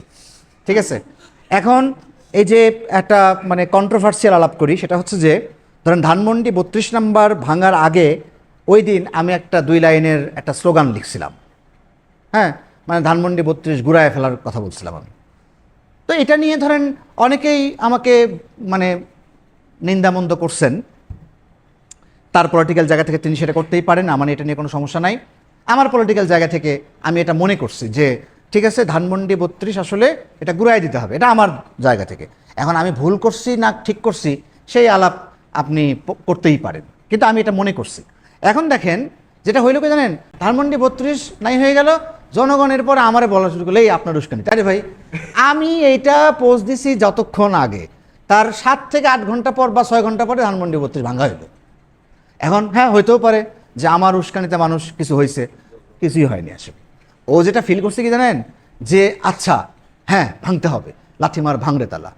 এখন আমাকে বলতেছে আপনি এটা উস্কানি দাতা কবি। ঠিক আছে, এখন আমি এখন কোনো কিছু করলেই বুঝছেন বলে কি ভাঙেন আবার ভাঙেন। হ্যাঁ, ধরেন বলবে কি যে গড়তে তো কিছু পারেন না, ভাঙেন আবার ভাঙেন। এখন এত তো অ্যান্সার দেওয়া ফেসবুকে যায় না আসলে। আমি বলতেছি কি না, এখন একজন আমার সাথে লাগলো বুঝছেন, আমি আবার কি করি, কমেন্টে অনেকটা এগুলো আসে, আমি একটা দুটোর অ্যান্সার দিই, অন্যরা যেন একটু দেখে। জ্ঞানীদের জন্য ইহার জন্য মধ্যেই রয়েছে ধরেন একটা দেখে না যদিও, হ্যাঁ, ও যে যারটা তারটাই দেখে। তো হয়েছে কি, একজন আমারে বললো যে আপনি তো আসলে দেন খালি উস্কানি। আমি বললাম উস্কানি তো নজরুলও দিছেন, কয় কি না, নজরুল উস্কানি দেয়নি, নজরুল আপনার ধ্বংসের কথা বলছেন কাব্যের মধ্য দিয়ে। আমি বললাম না, ঘটনা একটু অন্যরকম। কীরকম? আমি বলছি দেখেন, যখন আপনার কারাগারে কিছু লোক আছে বন্দি অবস্থায়, হয় রায় হয়ে গেছে যে এরা যাবজ্জীবন থাকবে, অথবা এদের রায় হবে, এরাই তো থাকে কারাগারে না। আচ্ছা ভাই, এখন নজরুল বলছেন লাথিমার ভাঙরে তালা, যত সব বন্দিশালায় আগুন জ্বালা। তাহলে কি? তাহলে উনি আসলে একটা এক্সট্রা জুডিশিয়াল কর্মকাণ্ড করতেছেন। উনি বলতেছেন যে জুডিশিয়ারির ওপর আমার কোনো আস্থা নাই, রায় কিন্তু জুডিশিয়ারি দিছে যে তোর যাবজ্জীবন, অথবা রায় কোর্ট দেবে যে তুমি বাইর হবা বা যাবজ্জীবন কিছু একটা হবে, তাই না? কিন্তু উনি কিন্তু এগুলোর মধ্যেই নাই। উনি বলছেন লাথিমার ভাঙরে তালা। তাহলে উনি কি আসলে আদালত অবমাননা করছেন কি না? করছেন, উস্কানি দিচ্ছেন তো। আমি বললাম এইভাবেই উস্কানি দেওয়া হয় আসলে। এখন আমি বললাম ওই দিন ব্রিটিশদের কাছেও মনে হয়েছিল এটা উস্কানি, ওই জন্য ওনার কী কী বই জানি নিষিদ্ধ করছিল। এই যে উস্কানি বলছেন তো, উস্কানি হচ্ছে এমন একটা জিনিস যা আপনার বিপক্ষে যায়, তা আপনার কাছে মনে হয় উস্কানি। কিন্তু যদি হিস্ট্রিতে যদি ওইটা আবার কাজ করে বসে, তখন ভবিষ্যৎ ওটাকে বলে কি জানেন, যে এটাই ছিল বিপ্লব। হ্যাঁ ভাই, এটা ঘটনা এরকম। আর আজকে আমার আপনার মনে হতে পারে যে হাসান রুবায়েত হচ্ছে একটা উস্কানিদাতা। তা ঠিক আছে, আজকে আমি মাইনে নিলাম, কিন্তু ভবিষ্যৎ হয়তো আমাকে টেরোরিস্টও বলতে পারে, ভবিষ্যৎ আমাকে বিপ্লবীও বলতে পারে। আমি জানি না আসলে কী ঘটনা। এখন সব কিছু তো আমি আসলে ধরেন ক্যালকুলেটিভ ওয়েতে করি না। হ্যাঁ, ভবিষ্যৎ কী হবে আমি জানি না, জানলে তো ভাই ভালোই হইতো, ভালো ভালো কাজে খালি করতাম, তাই না? তাই হচ্ছে কাণ্ড আর কি। তো যাই হোক, আমি আসলে যে কথা বলতে চাচ্ছি সেটা হলো যে কবিতার যে জায়গাটা, সেটা হচ্ছে যে প্রথম কথা হলো আমি পার্সোনালি মনে করি যে ভালো কবিতার আসলে তার সময়কে ধারণ করবার দায় থাকতেও পারে, নাও থাকতে পারে। যদি সে দায়টা নেয়, তাহলে তার আসলে গ্রেট লিটারেচার তৈরি করবার পেছনে তার ধান্দা করা উচিত, এক। আর সে যদি উস্কাইতে চায়, তাহলে তাকে আসলে ওই মানে গভীর কাব্য বাদ দিয়ে তাকে আসা উচিত সহজ কথায়, হ্যাঁ, যেটা জনগণ যেন উস্কানিটা পায়। কারণ আপনি তো দিচ্ছেন আসলে ওই কারণেই। আর সমাজ সংস্কৃতি কী চায়? সে চায় উস্কানি, ঠিক আছে? সো আপনাকে উস্কাইতে হবে। এই হচ্ছে দুই ধরনের লিটারেচার। আমার পক্ষ থেকে আলাপ এই পর্যন্তই শেষ। আপনার পক্ষ থেকে কোনো আলাপ থাকলে আপনারা করতে পারেন। কবিরা তো সাধারণত লেখালেখি করে, এখন সাধারণ মানুষ তারাও তো কম বেশি লেখালেখি করে, তো পড়াশোনা বাদ দিলেও অ্যাটলিস্ট সোশ্যাল মিডিয়ায় নিজের সক্রিয়তা দিয়ে টুকটাক লেখালেখি করে। তো কবি বা সাহিত্যিক আর হচ্ছে সাধারণ মানুষ, এই দুই শ্রেণীর মানুষকে কিভাবে ডিফারেন্সিয়েট করা হবে এখনকার যুগে? আমি পার্সোনালি কিন্তু মনে করি কি জানেন, এগুলোর আলাদা করে ডিফারেন্সিয়েট করার কোনো দরকারই নেই। কিছুদিন আগে হচ্ছে যেহেতু একটা বিপ্লব হয়ে গেল, এখন ধরেন আমার বাসায় একদল লোক আসছে আমার সাক্ষাৎকার নিতে, ভালোই লাগতেছিল। হ্যাঁ, মানে ভালো লাগতেছিল কারণ কি জানেন, এটা অদ্ভুত কাণ্ড। সেটা হচ্ছে আমি ঢাকা ইউনিভার্সিটিতে পড়ছি ম্যাথমেটিক্সে, ঠিক আছে? আমার কোনো চাকরি নেই বাকরি নেই, আমি করি টিউশনি। হ্যাঁ, এখন টিউশনি যেহেতু করি, এই জন্য বাড়িতে গেলে আমার কোনো দাম নাই। এখন ধরেন আমি যে 200টা লাইক পাই, এটা তো আমার বাপে জানে না, আমার গ্রামবাসীও জানে না, ঠিক আছে? বা ধরেন আমার এক ছাত্র, মজার ব্যাপার, আমার এক ছাত্র সে আমার বলছিল কি, স্যার রেসিডেন্সিয়াল স্টুডেন্ট ইন্টারমিডিয়েট, ও বলছিল স্যার আপনার ফেক আইডি কয়টা? আমি বললাম কেন? কয় আপনার কবিতার নিচে এত কমেন্ট কেন দেখি। মানে ভাবছে কি জানেন, আমি নিজেই গিয়ে নিজের কবিতায় কমেন্ট করি, না হলে তো এই জিনিস কেউ পড়ার কথা না। হ্যাঁ, এই জন্য যেটা হয়েছে কি জানেন, যে আমি যেহেতু মানে মান সম্মান পাই না, এই যে আপনারা আমার ডাকি আনছেন, আমি তো খুবই একটু ভাবে আছি যে ভালো লাগতেছে, হ্যাঁ, একটু মান সম্মান দেওয়া গেল বা পাওয়া গেল। তো এই যে আপনার আমার বাসায় আসছে, এসে কি জানি একটা শ্যুট করতেছে, তো ওরা আমার বললো যে রাষ্ট্রের কাছে কবির আসলে আপনার চাওয়া কি? আমি বললাম কবিরে আলাদা করে ভাবার কি কাম, রাষ্ট্রকে বলেন ওরে নাগরিকের দায়িত্ব, মানে রেসপন্সিবিলিটি, মানে একটা নাগরিকের যে আপনার চাহিদা রাষ্ট্রের কাছ থেকে, তাকে ওইটুকু দিলেই এনাফ। আপনি ওরে কবি হিসেবে গুরুত্ব দেবেন আর চাওয়ালারে গুরুত্ব দেবেন না, তাহলে এটাও তো আসলে এক ধরনের নাগরিক হিসেবে ডিসক্রিমিনেশন, তাই না? তা আমি চাই না যে নাগরিক হিসেবে সে ডিসক্রিমিনেট হোক। এবার আসেন যে কবি আর ওও তো কবি। এটা হয়েছে কি জানেন, এই যে ধরেন রিপন ভিডিওতে জনগণ কি করে, তাকে মক করে যে ধরেন আমারই কোনো কবিতা যদি কারো পছন্দ না হয়, বা তার যদি মনে হয় যে এই এরে যা একটু সাইজ করি, সে বলে কি এ তো রিপন ভিডিওর চেয়ে ভালো লাগে। আমি বলি কি জানেন, রিয়েলি রিপন ভিডিও ভালো লাগে, আপনি হুদায় ওরটা মনে করতেছেন না কেন কবিতা? এটা হচ্ছে আমাদের মাইন্ড সেটিং, বুঝছেন? যে আমাদের স্কুল কলেজগুলো আপনাকে আসলে কোনো এক রকমের কবিতার ব্যাপারে বলে, বা আপনার প্রথম আলো আছে, বা ধরেন বাংলাদেশের ধরেন বিশ্ব সাহিত্য কেন্দ্র আছে, বা ধরেন কালি ও কলম কি যেন একটা পত্রিকা আছে না? যেমন আমি 9-10-এ ভাবতাম কি জানেন, কালি ও কলমে যদি কোনোদিন আমার লেখা ছাপা হয় তাহলে মনে হয় আমি রবীন্দ্রনাথ না হলেও অ্যাটলিস্ট বিশাল কিছুটা হয়ে যাব। তো এই যে আমার যে স্বীকৃতি চাওয়ার যে আপনার আকাঙ্ক্ষা, ঠিক আছে, তার মানে কি করে জানেন, বিভিন্ন প্রতিষ্ঠান সে নিজেকে ঘোষণা দেয় যে আমি কিন্তু সাহিত্য বুঝি। সে কতগুলো নীতিমালা তৈরি করে, সেট আপ করে, যে এই হচ্ছে, আমি যদি বলি তোমারে যে তুমি আসলে কবি, তাহলেই তুমি কবি। যেমন আপনারা জানেন হয়তো, বাংলা একাডেমি থেকে আমাকে একটা দায়িত্ব দেওয়া হয়েছে জুলাই এই অভ্যুত্থান নিয়ে একটা কবিতা সংকলনের জন্য। ফাইন, এই মুখটা খারাপ না করি, এই বাংলা একাডেমি কী করছে জানেন, ওদের পেজে আমার নাম্বার দিছে, দিনে 150-200 ফোন আসে। আসুক, সমস্যা নাই, মানুষের কোশ্চেন হতে পারে, অদ্ভুত সব কোশ্চেন। একজন বলতেছে কি আপনি ন্যাশনাল কী পুরস্কার পেয়েছেন? আমি বললাম একটাও পাইনি। বলছে ইন্টারন্যাশনাল পুরস্কার। আমি বললাম ভাই ন্যাশনালি পাইনি, ইন্টারন্যাশনাল কে আমারে গনে কন? কেউ তো গনে না। তাহলে আপনি এরকম দায়িত্ব পাইলেন কেমনে? আপনি বুঝছেন তো? মানে হচ্ছে যে আমরা সেট আপ করে রাখছি যে প্রথম আলো বর্ষসেরা কবিতার পুরস্কার, বইয়ের পুরস্কার দেবে, বলবে এই বছরের সেরা বই এগুলা। বাংলা একাডেমি একটা কবিরে পুরস্কার দেবে, তখন সে বলবে কি এ কবি কবি। এই যে পাঠ্য বইয়ে যে আমার কবিতা গেছে, এরপরে ভাই গ্রামে আমার ব্যাপক সম্মান বেড়ে গেছে। আমার এক ছোট ভাই ধরেন গ্রামের ছোট ভাই, সে দিছে ফোন, আমি তো নাম্বারও জানি না, ফোন দিছে। আমি বললাম হ্যাঁ কে? বলছে আমি ভাই। আমি বললাম হ্যাঁ বলো। বলছে যে ভাই বাড়িতে কবে আসবেন? আমি বললাম বাড়িতে তো ঈদে যাই, ঈদেই যাবো। কয়েকটা 1 মাস আগে আসা যায় না? আমি বললাম কেন? আমি তো বুঝছেন ওর ধান্দা কি। আমি বললাম কেন? বলতেছে যে আমরা তো আপনাকে সংবর্ধনা দিতে চাই। তা আমি বললাম সংবর্ধনা দিয়ে আমি করবোটা কি?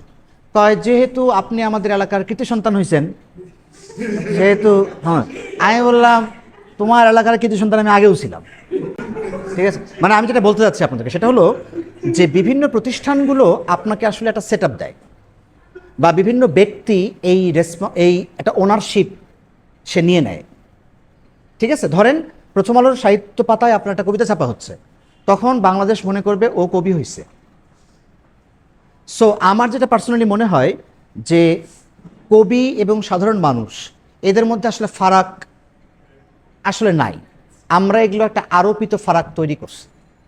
তবে হ্যাঁ, কারো কারো কোনো বিষয়ে ধরেন হয়তো বাড়তে পারে, আপনার কি বলে মানে তার এফিসিয়েন্সি, কেউ হয়তো অনেক ভালো আপনার হচ্ছে কার্পেন্টার, কেউ হয়তো একটু কম ভালো কার্পেন্টার, এটা হতেই পারে। হ্যাঁ, এইটা আমার মনে হয় হতে পারে, কিন্তু কবি বলে একটা আলাদা বস্তু দুনিয়াতে এক্সিস্ট করে আর অন্যরা আসলে করে না, এটা আমার মনে হয় যে আসলে ঠিক না। মানে আমার যেটা ধারণা সেটা হলো দুনিয়ার যে কোনো মানুষই আসলে কবি। হ্যাঁ, আমরা কি করি জানেন, ক্লেম করা শুরু করি, আমি কবি আমি কবি আমি কবি। ঠিক আছে, তখন আপনিও বলতে বাধ্য হন যে হ্যাঁ আপনি কবি আপনি কবি আপনি কবি। ঠিক আছে, এই হচ্ছে আলাপ আর কি, আমার কাছে যেটা পার্সোনালি মনে হয়। এই আলাদা এমন কিছু না আসলে। হ্যাঁ, আরে আপনি বলেন। অবশ্যই না। হ্যাঁ, আর বলে রাখি, বাংলাদেশে না, যদি এই দেশে কবিতা বিক্রি করে লাখ লাখ টাকা ইনকাম করা যাইতো, আমি ডেফিনেটলি এটা পেশা বলতাম। যেহেতু আমার এখানে কবিতা বেচা হয় না, সুতরাং এখানে অন্তত কবিতা পেশা না।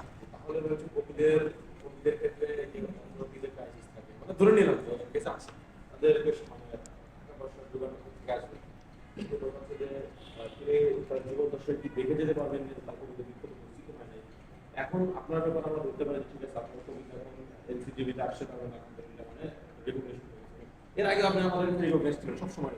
হ্যাঁ, তো এই ক্ষেত্রে সে আসলে তারা এই যে টাকা পয়সা জোগাড় করে কিভাবে শুরু করে, এটা জানা সত্ত্বেও তারা আসলে এদিকে মানে সবকিছু বাদ দিয়ে পাওয়ার উচিত উচিত না। ও আচ্ছা, প্রথম কথা হলো যে আপনি যদি সুইসাইড করতে চান তাহলে তো আপনি করতেই পারেন। মানে আমি তো আর আপনারা বলবো না যে ভাই তুই সুইসাইড করিস না। আমি যদি আপনার কাছে যদি মনে হয় যে সুইসাইড করাটা একটা খুবই ভালো ব্যাপার, আমি একটা অমরত্বের পথে যাচ্ছি কাইন্ড অফ, আমি বলবো আপনি করেন, কোনো সমস্যা। হ্যাঁ হ্যাঁ, আমি বলবো আপনি করেন, কোনো সমস্যা নেই। আমি তো কারো বলবো না মা ভাই মরেন না, আমি বলবো মরবেন, খালি আমি এমনভাবে বলবো যেন ও আবার না লিখে যায় যে আমার মৃত্যুর জন্য ওই দায়ী, তাহলে মুশকিল, ঘটনা বুঝতে পারছেন? এখন আমি যেটা বলি কি, যে বাংলাদেশের মতো দেশগুলো শুধু না, সারা দুনিয়াতেই কোভিডের হিস্ট্রিটা আসলে খুব ভালো না। হ্যাঁ, একদম প্রাচীন যুগ থেকেই, বুঝছেন? না, এটা দেখবেন যে ইটালিতে একটা বিখ্যাত প্রবাদ আছে, কই জানি পাইছিলাম, মুখস্থ হয়ে গেছে, যেহেতু নিজের ব্যাপার তো, বলছে যে picks and poets are honoured after death. ইটালির মতো রেনেসা ঘটাইছে ওরা, তাই না? মানে এত বড় একটা দেশ, এত শিল্প সাহিত্যের জয় জয়কার, ওখানেও নাকি কবিরা মৃত্যুর পরে নাকি এরা অনার্ড হয়। তা এখন তো এটা মেনে নিতে হবে, কেউ যদি নিজের পায়ে নিজে কুড়াল মারতে চায়, ঠিক আছে, সে কবিতা করবে, তাতে কোনো সমস্যাই নেই। এটা রাষ্ট্রের ব্যর্থতা নাকি রাষ্ট্রের জনগণের ব্যর্থতা? না, রাষ্ট্রের ব্যর্থতা না। কারণ হচ্ছে কি জানেন, এই যে উনি যে প্রশ্নটা করলেন, এখন সবাই মিলে যদি বলে যে আমি কবি, ঠিক আছে, সবাই মিলে গেল আমি কবি, তার কবিতার একটা বিসিএস সিস্টেম থাকা লাগবে। তখন রাষ্ট্র বলবে হ্যাঁ তুমি কবি, তোমার দায়িত্ব আমার। না হলে ধরেন সবাই মিলে যদি আমরা যাই বলা শুরু করি যে আমি কবি, তাহলে তো হয় মুশকিল। মানে কবিকে সে যদি আলাদা করে সেলিব্রেট করতে চায়, ঠিক আছে, আমার মনে হয় না রাষ্ট্রের এখানে কোনো দায় আছে, মানে কোনো দায়ী নাই আসলে। এটা রাষ্ট্র যখন চিন্তা করে কি জানেন, যে এর যে আমার সার্ভিসটা দেওয়া যাবে, ধরেন এখন এই গভর্নমেন্ট যদি মনে করে যে হাসান রুবায়েত দিয়ে তো আমার লাভ আছে, হ্যাঁ, তাহলে সে আমাকে কিন্তু ঠিকই পেট্রোনাইজ করবে। হ্যাঁ, আমি অবশ্য চাই করুক, যেহেতু আমি টিউশনি করি। হ্যাঁ, তো এখন এছাড়া বুঝছেন সে আসলে করবে, মানে আপনি যদি তার পারপাস সার্ভ করেন, তাহলে সে আপনাকে কবি হিসেবে সে সম্মতি দেবে। আপনার কি মনে হয় যে ক্লাস 7-এ আমার যে কবিতাটা পাঠ্য হয়েছে, এটা আমি হাসান রুবায়েতের কারণে হয়েছে না, ও দেখছে যে 24 বেচা যাবে আমার এটার মধ্য দিয়ে। বেচা বলতে আমি খারাপ অর্থে বলতেছি না, রাষ্ট্র চায় কি জানেন, একটা কালেকটিভ মেমোরি তৈরি করতে তার জনগণের মধ্যে, তার যে পাবলিক, মানে যে যারা আসতেছে আগামী দিনে, তাদের ভিতরে একটা কালেকটিভ মেমোরি তৈরি করতে চায়। তো সেই কালেকটিভ মেমোরি ও হয়তো ওই কবিতার মধ্যে দেখছে। ওর কিন্তু টার্গেট এটা না যে হাসান রুবায়েতকে পড়াতে হবে, আই স্ট্রংলি বিলিভ ও এটা মনে করে না। ঠিক আছে, যদি মনেই করতো তাইলে ধরেন এতে 16ই ডিসেম্বর কি জানি হয় না, কুচকাচ ফুচ, বড় বড় লোকেরা যায় রাষ্ট্রের, আমি গেছি, আমার দাওয়াত দিছে, আমি টিভিতে আমার লেখা আসছে, বিপ্লবের এই সেই লিখছি হ্যান ত্যান, অনেক মানুষ জানে, রাষ্ট্রের অনেক বড় বড় লোকও জানে। আমরা ডাকছে, আমরা তো ডাকেনি। কেন ডাকেনি? কারণ তার কাছে আসলে আমার ওই 16টা বা ওই 36টা লাইন ছাড়া তার কাছে আমার কোনো গুরুত্বই নাই আসলে। আমি যদি মনে করি আমার গুরুত্ব আছে, এটা আসলে আমার মনে মনে পাগলামি করা ছাড়া আর কিছুই না। আপনারা বুঝতে পারছেন? তো এইটা আসলে রাষ্ট্র এটা করবে না। হ্যাঁ, পরে ধরেন আজ থেকে 200 বছর পর আমি যদি কোনো কারণে একটা কাল্ট হয়ে উঠি, চান্স আছে, আই থিঙ্ক, হ্যাঁ চান্স আছে ওইটা যদি হয়ে ওঠে, তখন সে আমাকে পড়াতেই হবে, তার না পড়ালে সে রাস্তায় মানুষের প্যান্দানি খাবে। যেভাবে নজরুল রবীন্দ্রনাথ, হ্যাঁ, মানে নজরুল এবং রবীন্দ্রনাথকে সে পড়াতেই হবে তার। আমি বলি দেখেন কতগুলো কোটা আছে, মানে কতগুলো কোটা হচ্ছে আমাদের শিক্ষা ব্যবস্থায় আছে। 1952 কোটা, এই কোটায় আপনার একটা কবিতা রাখতে হবে হয়তো বা। 1971 কোটা, এই কোটায় তাকে একটা কবিতা রাখতে হবে। নতুন তৈরি হয়েছে ধরেন 2024 কোটা, এই কোটায় হয়তো তার একটা কবিতা রাখতে হবে। নারী কোটা, যে নারীকে আমার আগায় দিতে হবে, তার একটা কোটা রাখতে হবে, এবং সুফিয়া কামালকে রাখতে হবে তার। দেখবেন প্রতি ক্লাসে সুফিয়া কামাল, হয় সুফিয়া কামাল আমি জানি না। এখানে আমার একটা কথা আছে, সেটা হচ্ছে 2024টাকে রাখাটা মনে হয় খুব বেশি ম্যান্ডেটরি না। যদি আসলে ম্যান্ডেটরি হইতো তাহলে 90-এর টিকিটটা কবিতা না না না না না, 24 আর 90 আলাদা ঘটনা, বুঝছেন? 90-এর যে ব্যাপ্তি আর 24-এর ব্যাপ্তি, বুঝছেন? 90 তো কিছুই করতে পারেনি আসলে। 90-কে একটা নতুন পলিটিক্যাল পার্টি বানাতে পারছে, দেখছেন? পলিটিক্যাল পার্টি নাকি কালকে একটা ঘোষণা হবে, মানে বুঝেন কিন্তু কাণ্ড। সো 24 আর 90 আলাদা না, মানে এক না, বিশাল পার্থক্য আছে। অথবা ওদের ওই সময়কার পাবলিকের পলিটিক্যাল ব্যর্থতা এটা। না, শুধু ম্যাসাকারি না, মানে এই যে আমরা যারা ধরেন লিখতেছি, আপনি 90-এর পরে ভালো একটা কবিতা পাবেন না। 90 নিয়ে আপনি কয়টা কবিতা পাবেনই না হয়তো। তো ওইটা আসলে একটা সমস্যা। তা আমি এই জন্য বলতেছি কি জানেন, যে আসলে কবির এখানে কবিকে আসলে কোনো গুরুত্ব রাষ্ট্র আসলে দেয় না। গুরুত্ব দেয় কবিতাকে, তাও দেয় না, লেখাকে না, আমার মনে হয় সেটাও দেয় না। আপনার কি মনে হয় যে আপনারা ধরেন যেহেতু বিশ্ববিদ্যালয়ে আসছেন, ভালো কবিতা আসলেই রাষ্ট্র পড়ায়? আমি যখন আমার কবিতাটা যখন পাঠ্য হইলো, আমি প্রচুর গালাগালাজ খেতে থাকলাম ফেসবুকে, এটা কোনো কবিতাই হয়নি। ধরেন প্রচুর পাবলিক এরকম লিখে যাচ্ছে যে এর চেয়ে ভালো কবিতা ক্লাস 7-এর প্লাপানরা লিখতে পারে।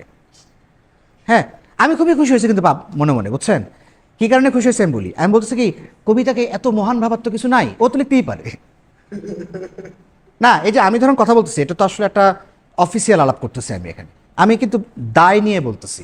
আমি এই কথাটাকে ওন করি যে ক্লাস 7-এর একটা ছেলে যদি মনে করে যে এর চেয়ে ভালো কবিতা আমি লিখতে পারি, এটাই হচ্ছে আমার ওই কবিতাটার সার্থকতা। যে ওরা আমি এটা বুঝাইতে পারছি যে কবিতা এমন মহান কিছু আসলে না, তুমি চাইলে তুমিও দাবি করতে পারো তুমি কবি। ঘটনা বুঝতে পারছেন তো? তো এখন ধরেন এই যে গালাগালি চলতে থাকলো, এটা কোনো কবিতা না, এটা কোনো আরও ভালো কবিতা ছিল, এই ছিল, হ্যান ছিল, ত্যান ছিল, নানান পাবলিকে নানান ধরনের কথাবার্তা।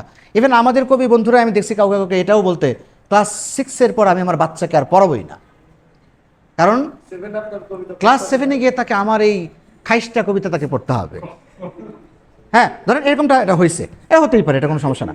আমি বলতে চাচ্ছি কি জানেন, যে ওর আসলে যেটা টার্গেট, ও ভালো কবিতা পড়ায় না, রাষ্ট্র ভালো কবিতা পড়ায় না, ভালো কবিতা পাঠক নিজে খুঁজে নিয়ে পড়ে।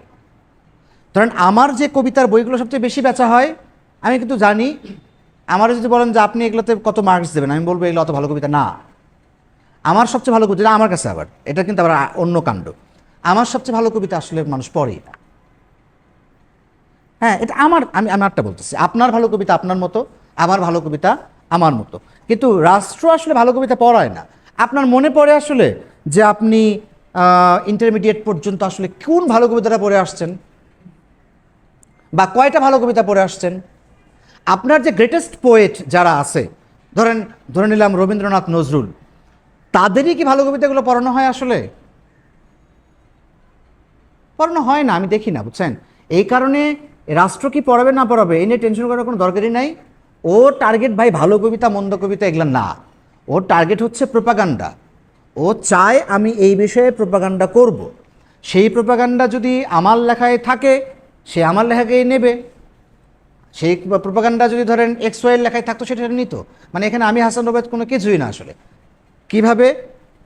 কেউ কেউ আমাকে বলতেছে ধরেন এরকম, ভাই সরকার চেঞ্জ হলে কিন্তু আপনার লেখা থাকবে না, নাই থাকতে পারে। ধরেন আমি বললাম না থাকলে আমার কি, কারণ আমি বিলিভ করি কোনো কবিকে যদি পাঠ্যপুস্তক দিয়ে বাঁচায় রাখতে হয়, এটা তো ফরমালিন। পাঠ্যপুস্তক একটা কবি নাই, আর লিটারেচার হিস্ট্রি থেকে সেই কবি নাই হয়ে গেল, তো ওই কবির তো মরা উচিত আগে। তা আমি এই জন্য বলছি কি জানেন ভাই, এই পাঠ্যপুস্তকে আমার কবিতা থাকলেই কি আর না থাকলেই কি, থাকছে যেদিন আমি খবরটা পাইছি। আচ্ছা, মানে এটাও একটা মজার যে ওরা কিন্তু আমার আসলে না জানাই লেখা নিচ্ছে।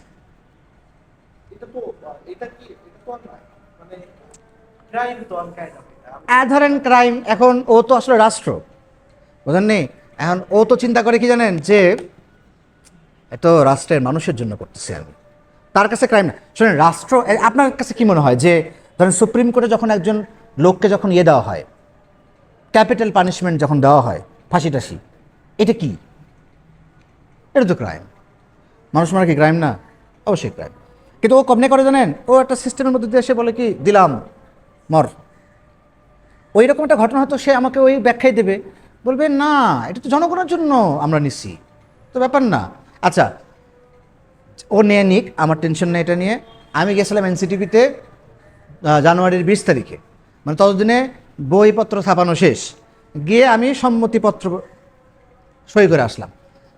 ফাইন না, খুবই ভালো, আমার কোনো সমস্যাই নাই। হ্যাঁ,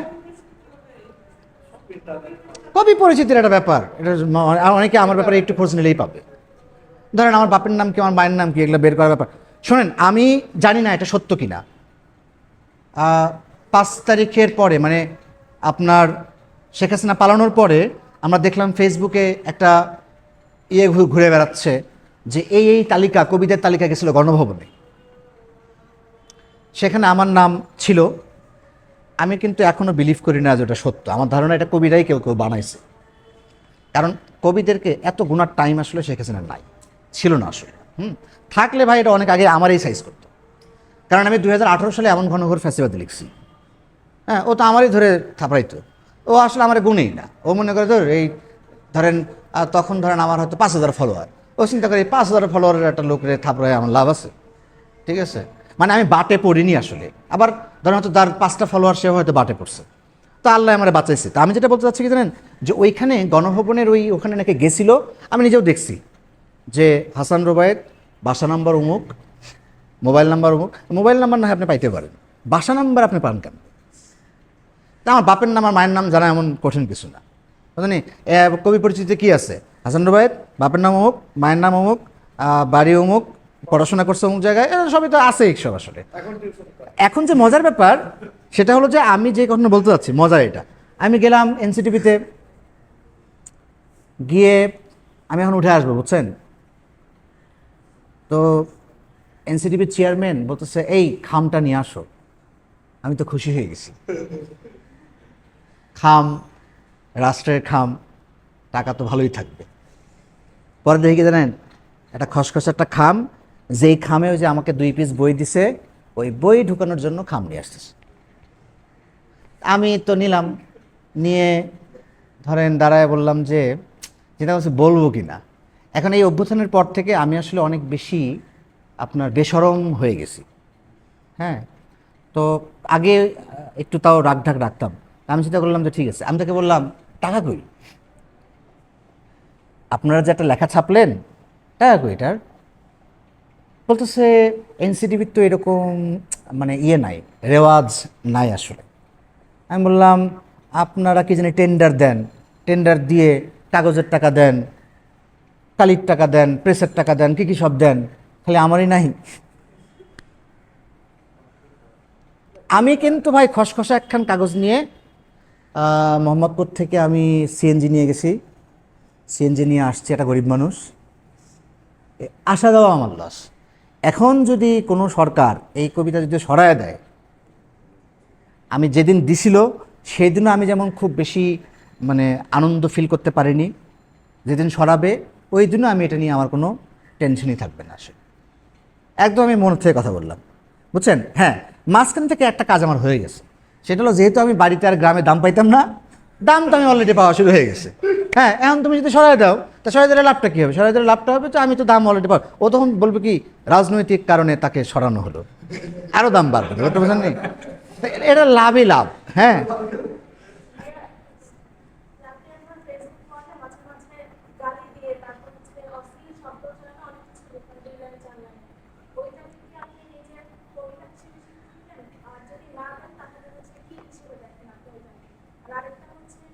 আর একটা একটা করে উত্তর দিয়ে না ভুলে যাবো।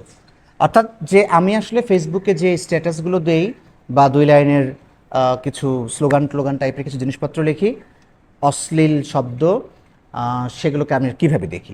প্রথম কথা হচ্ছে আমার কাছে শব্দের বিশেষ কোনো পবিত্রতার প্রতি আমার কোনো বিশ্বাস নাই।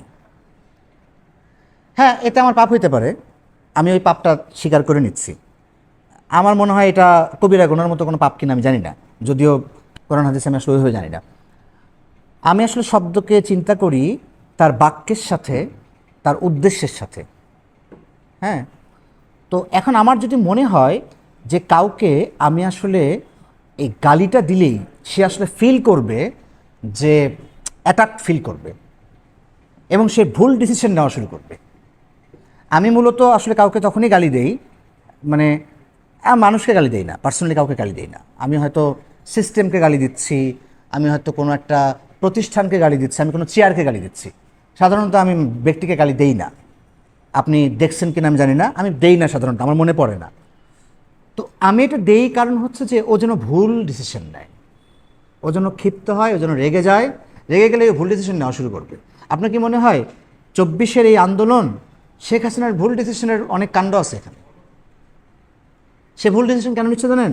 চারিদিক থেকে যখন উল্টা পাল্টা কাণ্ডকীর্তি ঘটতেছে, সে আসলে পারতেছে না আর। হ্যাঁ, আপনি যখন কাউকে গাল দিয়ে দেখেন দেখবেন আপনার গায়ে হাত তুলবে, এবার আপনি পেয়ে গেছেন ওরে বিচার করার ব্যবস্থা।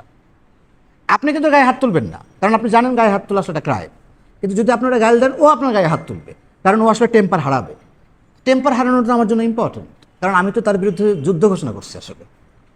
সো আমি এটাকে গাল হিসেবে দেখি না, আমি মনে করি এইটা আসলে একটা আমার অস্ত্র। আমার হাতে যেহেতু ভাই পিস্তল নাই, ঠিক আছে, কাউকে গুলি করার কোনো চান্সও নাই, আমি আসলে এটাই করব। 1 2 আমি এটাকে কবিতা মনে মনে করি কিনা, না, এটা আমার কাছে স্ট্যাটাস। মানে গালি বা এটা করানো আমি তো বলতে শুনেছি যে হাসান আবার ভাই হচ্ছে কবিতা মানে গালি দিয়ে কবিতা লিখে তারা আমার কবিতা হয় না। এখন সেটা কবিতা হোক বা না হোক সেটা আমার প্রশ্ন না। আমার কাছে মনে হয় আপনি যেহেতু এখন পাবলিক ফিগার অনেকে ফলো করতেছে, আপনার কারণে গানটা অনেক বেশি নর্মালাইজ হচ্ছে। মানুষ Okay, okay. তার অন্যান্য কবিতা কথার মাধ্যমে বই মেলায় গিয়েও আমি অনেক শুনেছি। এটা তো আসলে একটা আমি যত যাই হোক আমি এটা তো একটা ইতিবাচক Okay. করতে পারতেছি না। ওকে ওকে, হ্যাঁ হ্যাঁ হ্যাঁ, মানে এক্ষেত্রে আপনার পরামর্শ কি? আমার কোনো পরামর্শ নেই আপনার কাছে কিছু আচ্ছা দেখেন, এটাতে ঝামেলাটা আছে একটা, বুঝছেন? না, প্রথম কথা হচ্ছে যে, আচ্ছা প্রথম কথা হচ্ছে যে আমি সেই ব্যক্তি প্রথম না যে বাংলাদেশে গালির প্রচলন করছে। ঠিক আছে, আমার সোসাইটিতে গালি তো আছেই, শুধু আছে না, এমন কোনো ফ্যামিলি নাই, সেটা আপনার এই বঙ্গভবন থেকে নিয়ে শুরু করে আমি গরিবের বাড়ি পর্যন্ত এমন কোনো ফ্যামিলি নাই, এমন কোনো ঘর নাই যেখানে আসলে গালির চর্চা হয় না। সেটা হয় হয়তো মাস লেভেলে হয় না, অথবা দেখেন এই গালি আপনারা ছোট লোকের ভাষা হিসেবে এটাকে ইয়ে করে ফেলছেন, মানে এইটাকে মনে করেন যে এটা ছোট লোকের ভাষা, এটা শিক্ষিত মানুষের ভাষা হইতে পারে না। তার মানে কি জানেন, আপনি একটা ক্লাস ঠিক করে ফেলছেন যে এই লোক এই এই এই এই শ্রেণীটা গাল দেয়, সো আমি তো এই শ্রেণীর লোক না, আপনি তো আবার ক্লাস। এই ক্লাস, এটা আসলে ক্লাসের সমস্যা, মামলাটা ক্লাসের, মামলাটা আসলে আমার মতে। তো এখন প্রশ্ন হচ্ছে যে, প্রথম কথা হচ্ছে যে আমি এই গালি আবিষ্কার করছি এমন না, এই গালি সোসাইটিতে আছে। দেখেন ওই যে আপনারাই বলতেছেন না, আমাকে যে নিয়ে আসছেন এখানে যে সমাজ ও সংস্কৃতি কি, আপনার সমাজে কি গাল নাই, সংস্কৃতির গাল নাই, আমি সেটাই দিলাম। ওকে, আমি আমার দায় কবি হিসেবে পালন করলাম গাল দিয়ে। এবার আরেকটা কথা হচ্ছে যে আপনার আমার কারণে নর্মালাইজ হচ্ছে কিনা, না হচ্ছে না। কারণ আমাকে ধরেন 65,000 লোক আমাকে ফলো করে, ব্যাপারটা এমন না যে এই 65,000 লোক প্রথমে আমার কাছে গাল শুনে। এই 65,000 লোক সারা জীবন, আপনারে আমি একটা মজার উদাহরণ দিই। আপনি একটা গোখরার ডিম আছে না, সাপের ডিম, একটা গোখরার ডিম ডিম থেকে নিয়ে চলে আসবেন, ধরেন ডিমটা নিয়ে আইসা আপনি জায়নামাজের উপর ডিম রেখে দেবেন। এইবার এই ডিমটা ফুটবে, ফুইটাও যখন বাচ্চা হবে ও কি ফোঁস করে উঠবে কি না? উঠবে তো নাকি? হিউম্যান ইনস্টিংক্টই এটা। সে আসলে তার ভাষার ভেতর দিয়ে নানানভাবে সে আসলে জিনিসগুলোকে প্রচার করে। হ্যাঁ, এখন প্রশ্ন হচ্ছে যে এটা আসলে কতটা দেবো আমি কি এটাকে নর্মালাইজ করে ফেলবো কি না, এটা একটা ব্যাপার আছে। ঠিক আছে, এটা নিয়ে ধরেন আমাকে মানুষ ফলো করে, এটা আমার দায় না। প্রথম কথা, আমার দায় হচ্ছে এই যে আমি যা চাই আমি তাই করব। দ্বিতীয় কথা হচ্ছে যে আমি যদি কারোর প্রবলেম বলে মনে হয়, সে আমাকে আনফলো করতে পারে, সে আমাকে ফ্রেন্ড লিস্টে না রাখতে পারে, সে ব্লক করতে পারে, সে আমার পরে এই প্রচারণাও চালাতে পারে যে এ কিন্তু গালিবাজ, এর থেকে সাবধান। তাহলে কী হবে জানেন, সোসাইটিতে এক ধরনের কনসাসনেস তৈরি হবে যে ওরে ওর দিকে যাইও না, ও খালি গালিবাজ করে। মানে এটা ডেমোক্রেটিক সোসাইটিতে তো হতেই পারে। তবে নর্মালাইজের কথা যেটা বলতেছেন ওইটা আসলে খেয়াল করে দেখবেন যে আমি আসলে অহরহ দেই না। এই যে আমি এখানে কথা বলতেছি, আমি তো গালি দিলাম না, কারণ আমার এখানে দিলে দেওয়ার দরকার হইল না। কিন্তু যখন আমার এটা দরকার হয়, ধরেন আমার বাপেরে কেউ ধরেন একটা খারাপ কথা বলে গেছে, আমি তখন কি করব? তারে কি এখন তার কানে কি আজান দেবো আমি যে হাইয়া আলাস সালা? আমি দেব না। মানে আমি তো কাবা শরীফের ইমাম না, আমি কোনো মসজিদের ইমাম না, আমি আসলে ওই সোসাইটির পোয়েট যে সোসাইটি আসলে ডিক্লাইনিং সোসাইটি, যে সোসাইটিতে রিক্সাওয়ালা গাল দেয়, যে সোসাইটিতে মেয়েদেরকে মানুষ উল্টাপাল্টা গাল দেয়, দেয় তো। এখন প্রশ্ন হচ্ছে যে আমার লিটারেচার যদি লিটারেচার হয়, তাহলে 200 বছর পরেও মানুষ যেন চিন্তা করতে পারে যে না, এই ঘটনাটা ছিল সোসাইটিতে, যেটা আপনি এখন ইলিয়াড ওডিসি পড়ে পান। সো এই যে ফিল্টারিং না, আমি অন্যের জন্য আমি আমার লাইফ ফিল্টার করতে পারবো না। আমার লেখা দরকার হলে ওরা এনসিটিভি থেকে বাদ দিক। আমাকে এটাও বলা হয়েছে, অনেকেই বলছেন যে আমার ছেলেটা আমার ফেসবুক আইডি দিয়ে আপনার কবিতা পড়ে, ও ক্লাস 7-এ পড়ে, ও দেখে আপনি গাল দিতেছেন। তাকে আমি বললাম আমার ফেসবুক আইডি আপনি দেন কেন? তবে দেন না, না মানে ব্যাপারটা তো বুঝতে হবে আপনার, যে আপনার, যেমন আমি আপনাকে বলি, আল্লাহ যখন বেহেশতে আদম এবং হাওয়াকে যখন রাখতে যান, তখন দেখবেন উনি একটা আয়াত বলছিলেন, একটা কথা বলছিলেন যেটা কোরআনের আয়াত আছে, একটা জানেন, আল্লাহ বলছেন লা তাকরাবা হাযিহিশ শাজারা, যেও না, লা তাকরাবা, এর কাছেও যেও না, হাযিহিশ শাজারা, এই গাছের কাছে যেও না। কিন্তু দেখছেন হিউম্যান ইনস্টিংক্টটা কি, ও গেছে, ও কিন্তু গেছে। দেখেন ভাই, আমি তো নবী না, মানে আদম যিনি হচ্ছেন মানে আদি পিতা, যিনি হচ্ছেন আল্লাহর রূহ, মানে আল্লাহ যার নিঃশ্বাসের রূহ ফুকায় দিচ্ছেন নিজে, সেই ব্যক্তি, মানে আমি তো ধরেন যে মানে কত হাজার ডিএনএর পরে আমি আসি, তার তো হিসাব নাই, কত কোটি ডিএনএ, মানে যাকে সরাসরি আল্লাহ তার রূহ ফুকে দিচ্ছেন, ওই ব্যক্তি কিন্তু ভুল মারতেছে। তো আমি বলছি কি এটা হিউম্যান ইনস্টিংক্ট আসলে। হ্যাঁ, তবে আপনি যেটা বলতেছেন, আমি এখন আমার কথাটা বলি, সেটা হলো হ্যাঁ, আমার আসলে আরও হয়তো মানে চিন্তা ভাবনা করা উচিত যে আমি এটা করবো কিনা। একজন কবি হিসেবে দায় নেওয়া উচিত, আপনি হচ্ছে দায় এড়ানোর চেষ্টা করবেন। আমি তো চেষ্টাই করব। আল্লাহ, আমি যদি আপনারটা মাইনা নেই তাহলে আমার যুক্তি কই থাকলো বলেন। আচ্ছা ভাই, এটা তো আবার তবে আপনার একটা ব্যাপার মানে আমার ভালো লাগছে যে হ্যাঁ ঠিক আছে, আমি যেহেতু এটা শুনতেছি, এটা নিয়ে যে আমার মাথায় চিন্তা হচ্ছে না তা না, তবে ট্রাই করব, কিন্তু একদম কথা দিতে পারতেছি না। কারণ হচ্ছে কি জানেন, দেখেন সৈয়দ মুস্তফা আলীর মনে হয় একটা কথা আছে বিখ্যাত, সৈয়দ মুস্তফা আলী মদ খাইতেন বাসায় বসে বসে, তার বউ তার উপর খেপে গেছে, বুঝছেন, খেপে গিয়ে বলছে কি, এই যে বাসায় বসে বসে মদ খাও, ছেলে মেয়ে কী শিখবে, শিখবে তো এই মদ খাওয়া। তো উনি নাকি বলছিলেন, আমি তো 17টা না 18টা না কটা জিনিস ভাষা পারি, আরও জিনিস পারি, এই জিনিস তো শিখবে না, শিখবে খালি মদ খাওয়া, তাই না? তো দেখেন ভাই, দেখেন আমার বাজারে 15টা 12টা না 13টা বই আছে, একটা বইয়ের মধ্যে মনে হয় ছোট্ট একটু গালি পাইতে পারেন, একটা, আর কোনো বইয়ে কোনো গালি নাই। নবীজিকে নিয়ে আমি একটা পূর্ণাঙ্গ বই লিখছি, কেউ সেই বই পড়েও না। বই 500 কপি ছাপানো হয়েছে 2022 সালে, আজকে কত সাল, 25 সালে বইমেলা শেষ হয়ে যাচ্ছে, এখনও 500 কপি বই বেচা শেষ হয়নি। আপনি আমার এই সোসাইটিতে বলেন যে গালি দেবো না? আমি তো লিখছি, পড়ে না তো।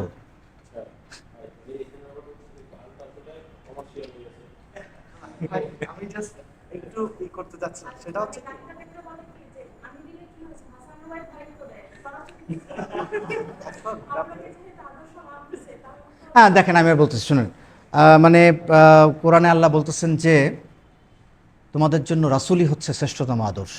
আমার আদর্শ মানে কেন? হ্যাঁ, খুবই খুবই বাজে আইডিয়া এটা, বাজে না? কোরআন আয়াতটা আমি ভুলে গেলাম, একটা আয়াত আছে যেটা আছে যে ধরেন যে আল্লাহ মানে তার বাংলা অর্থটা এরকম যে রাসূলই হচ্ছেন তোমাদের জন্য উত্তম আদর্শ। আরে আমি জাস্ট একটা poet, I am just writing my, মানে কি বলবো, আমার তো ফলো করার কিছু নাই। ফলো করতেছে, ইভেন তারা নিজেদেরকে ফ্যান ভাবতেছে যে আমি হাসান ভাইয়ের ফ্যান। না না না, আমি প্লিজ খেয়াল করে দেখবেন যে আমি কখনোই কাউকে এইটা এনকারেজ করি না। দেখেন আমি বলি, আমার ছাত্রদেরকে, আমি এখনও আমার যারা ছাত্র আছে, আমি অল্প এখন পড়ি, আমার ছাত্রকে কোনোদিন আমি বলিনি যে মেলায় আমার বই আসছে, বই কিনো। আমার ছাত্রদের সাথে আমি ফেসবুকে অ্যাডও আছি, থাকি প্রয়োজনে। আমি হয়তো তার সাথে আমার কথা হয় এইটুকু যে আজকে 4:30টায় পড়া, কাল 5:30টায় পড়া, আমি তার সাথে একটা কিছু, তো আমি তো ওরেও বলতে পারতাম যে তুমি আমার ফ্যান হও। ভাই প্লিজ আমার কেউ ফ্যান যেন না হয়। আমি বলবো সে যদি মুসলমান হয়, সে যদি মানে ইসলামের উপর যদি তার মানে আস্থা থাকে, তাহলে সে যেন, আল্লাহ তার জন্য একজন উত্তম আদর্শের ব্যবস্থা করে দিয়েছেন, তিনি তার আদর্শ যেন ফলো করেন। উনি যদি মনে করেন আমাকে ভাই প্লিজ ফ্যান ট্যান ফলোর আমার দরকার নাই, হ্যাঁ আমি মাপ চাই, এই দায় আমি নেব না। স্টেটমেন্টটা যখন ছিল আচ্ছা, আর কোনো কোশ্চেন আমার শেষ করবেন, আমাদের সময় হয়ে গেছে, শেষ হয়ে যাবে। কারো কোশ্চেন আছে কি? Emergency question? একটা কোশ্চেন করতে চাই। আপনি বারবার বলেছেন যে ভালো সাহিত্য, আবার বলেছেন যে 71-এর ভালো কবিতা, আবার বলেছেন আমার ভাইয়ের রক্তের রাঙানো এটা হচ্ছে ভালো গান না। আবার অনেকে বলতেছে যে এটা অনেক ভালো গান। তো এই যে ভালো সৃষ্টিশীল যে কাজকর্ম, এইটার স্ট্যান্ডার্ড কিংবা ক্রাইটেরিয়া কি হওয়া উচিত আপনার মতে? আপনি নিজেই, মানে আমি যেমন আমার ক্ষেত্রে ঠিক করি যে এটা ভালো কবিতা না, হ্যাঁ এটা আপনি নিজেই ঠিক করবেন। এটা ডিপেন্ড করে মানে আপনি কতটা সাহিত্যের অলিগলি ঘুরছেন, কতটা আপনার টেস্ট আপনি তৈরি করতে পারছেন। এখন আপনার কাছে নিশ্চয়ই সব দোকানের কফি সেম লাগে না। হ্যাঁ, এটা আপনার টেস্ট, আপনার জিহ্বার ব্যাপার, কিন্তু এটার ব্যাপারে আমার মনে হয় না যে আমার কোনো প্রেসক্রিপশন দেওয়া ঠিক হবে। কোশ্চেন না থাকলে শেষ করে দেবো। আচ্ছা, ওয়ান লাস্ট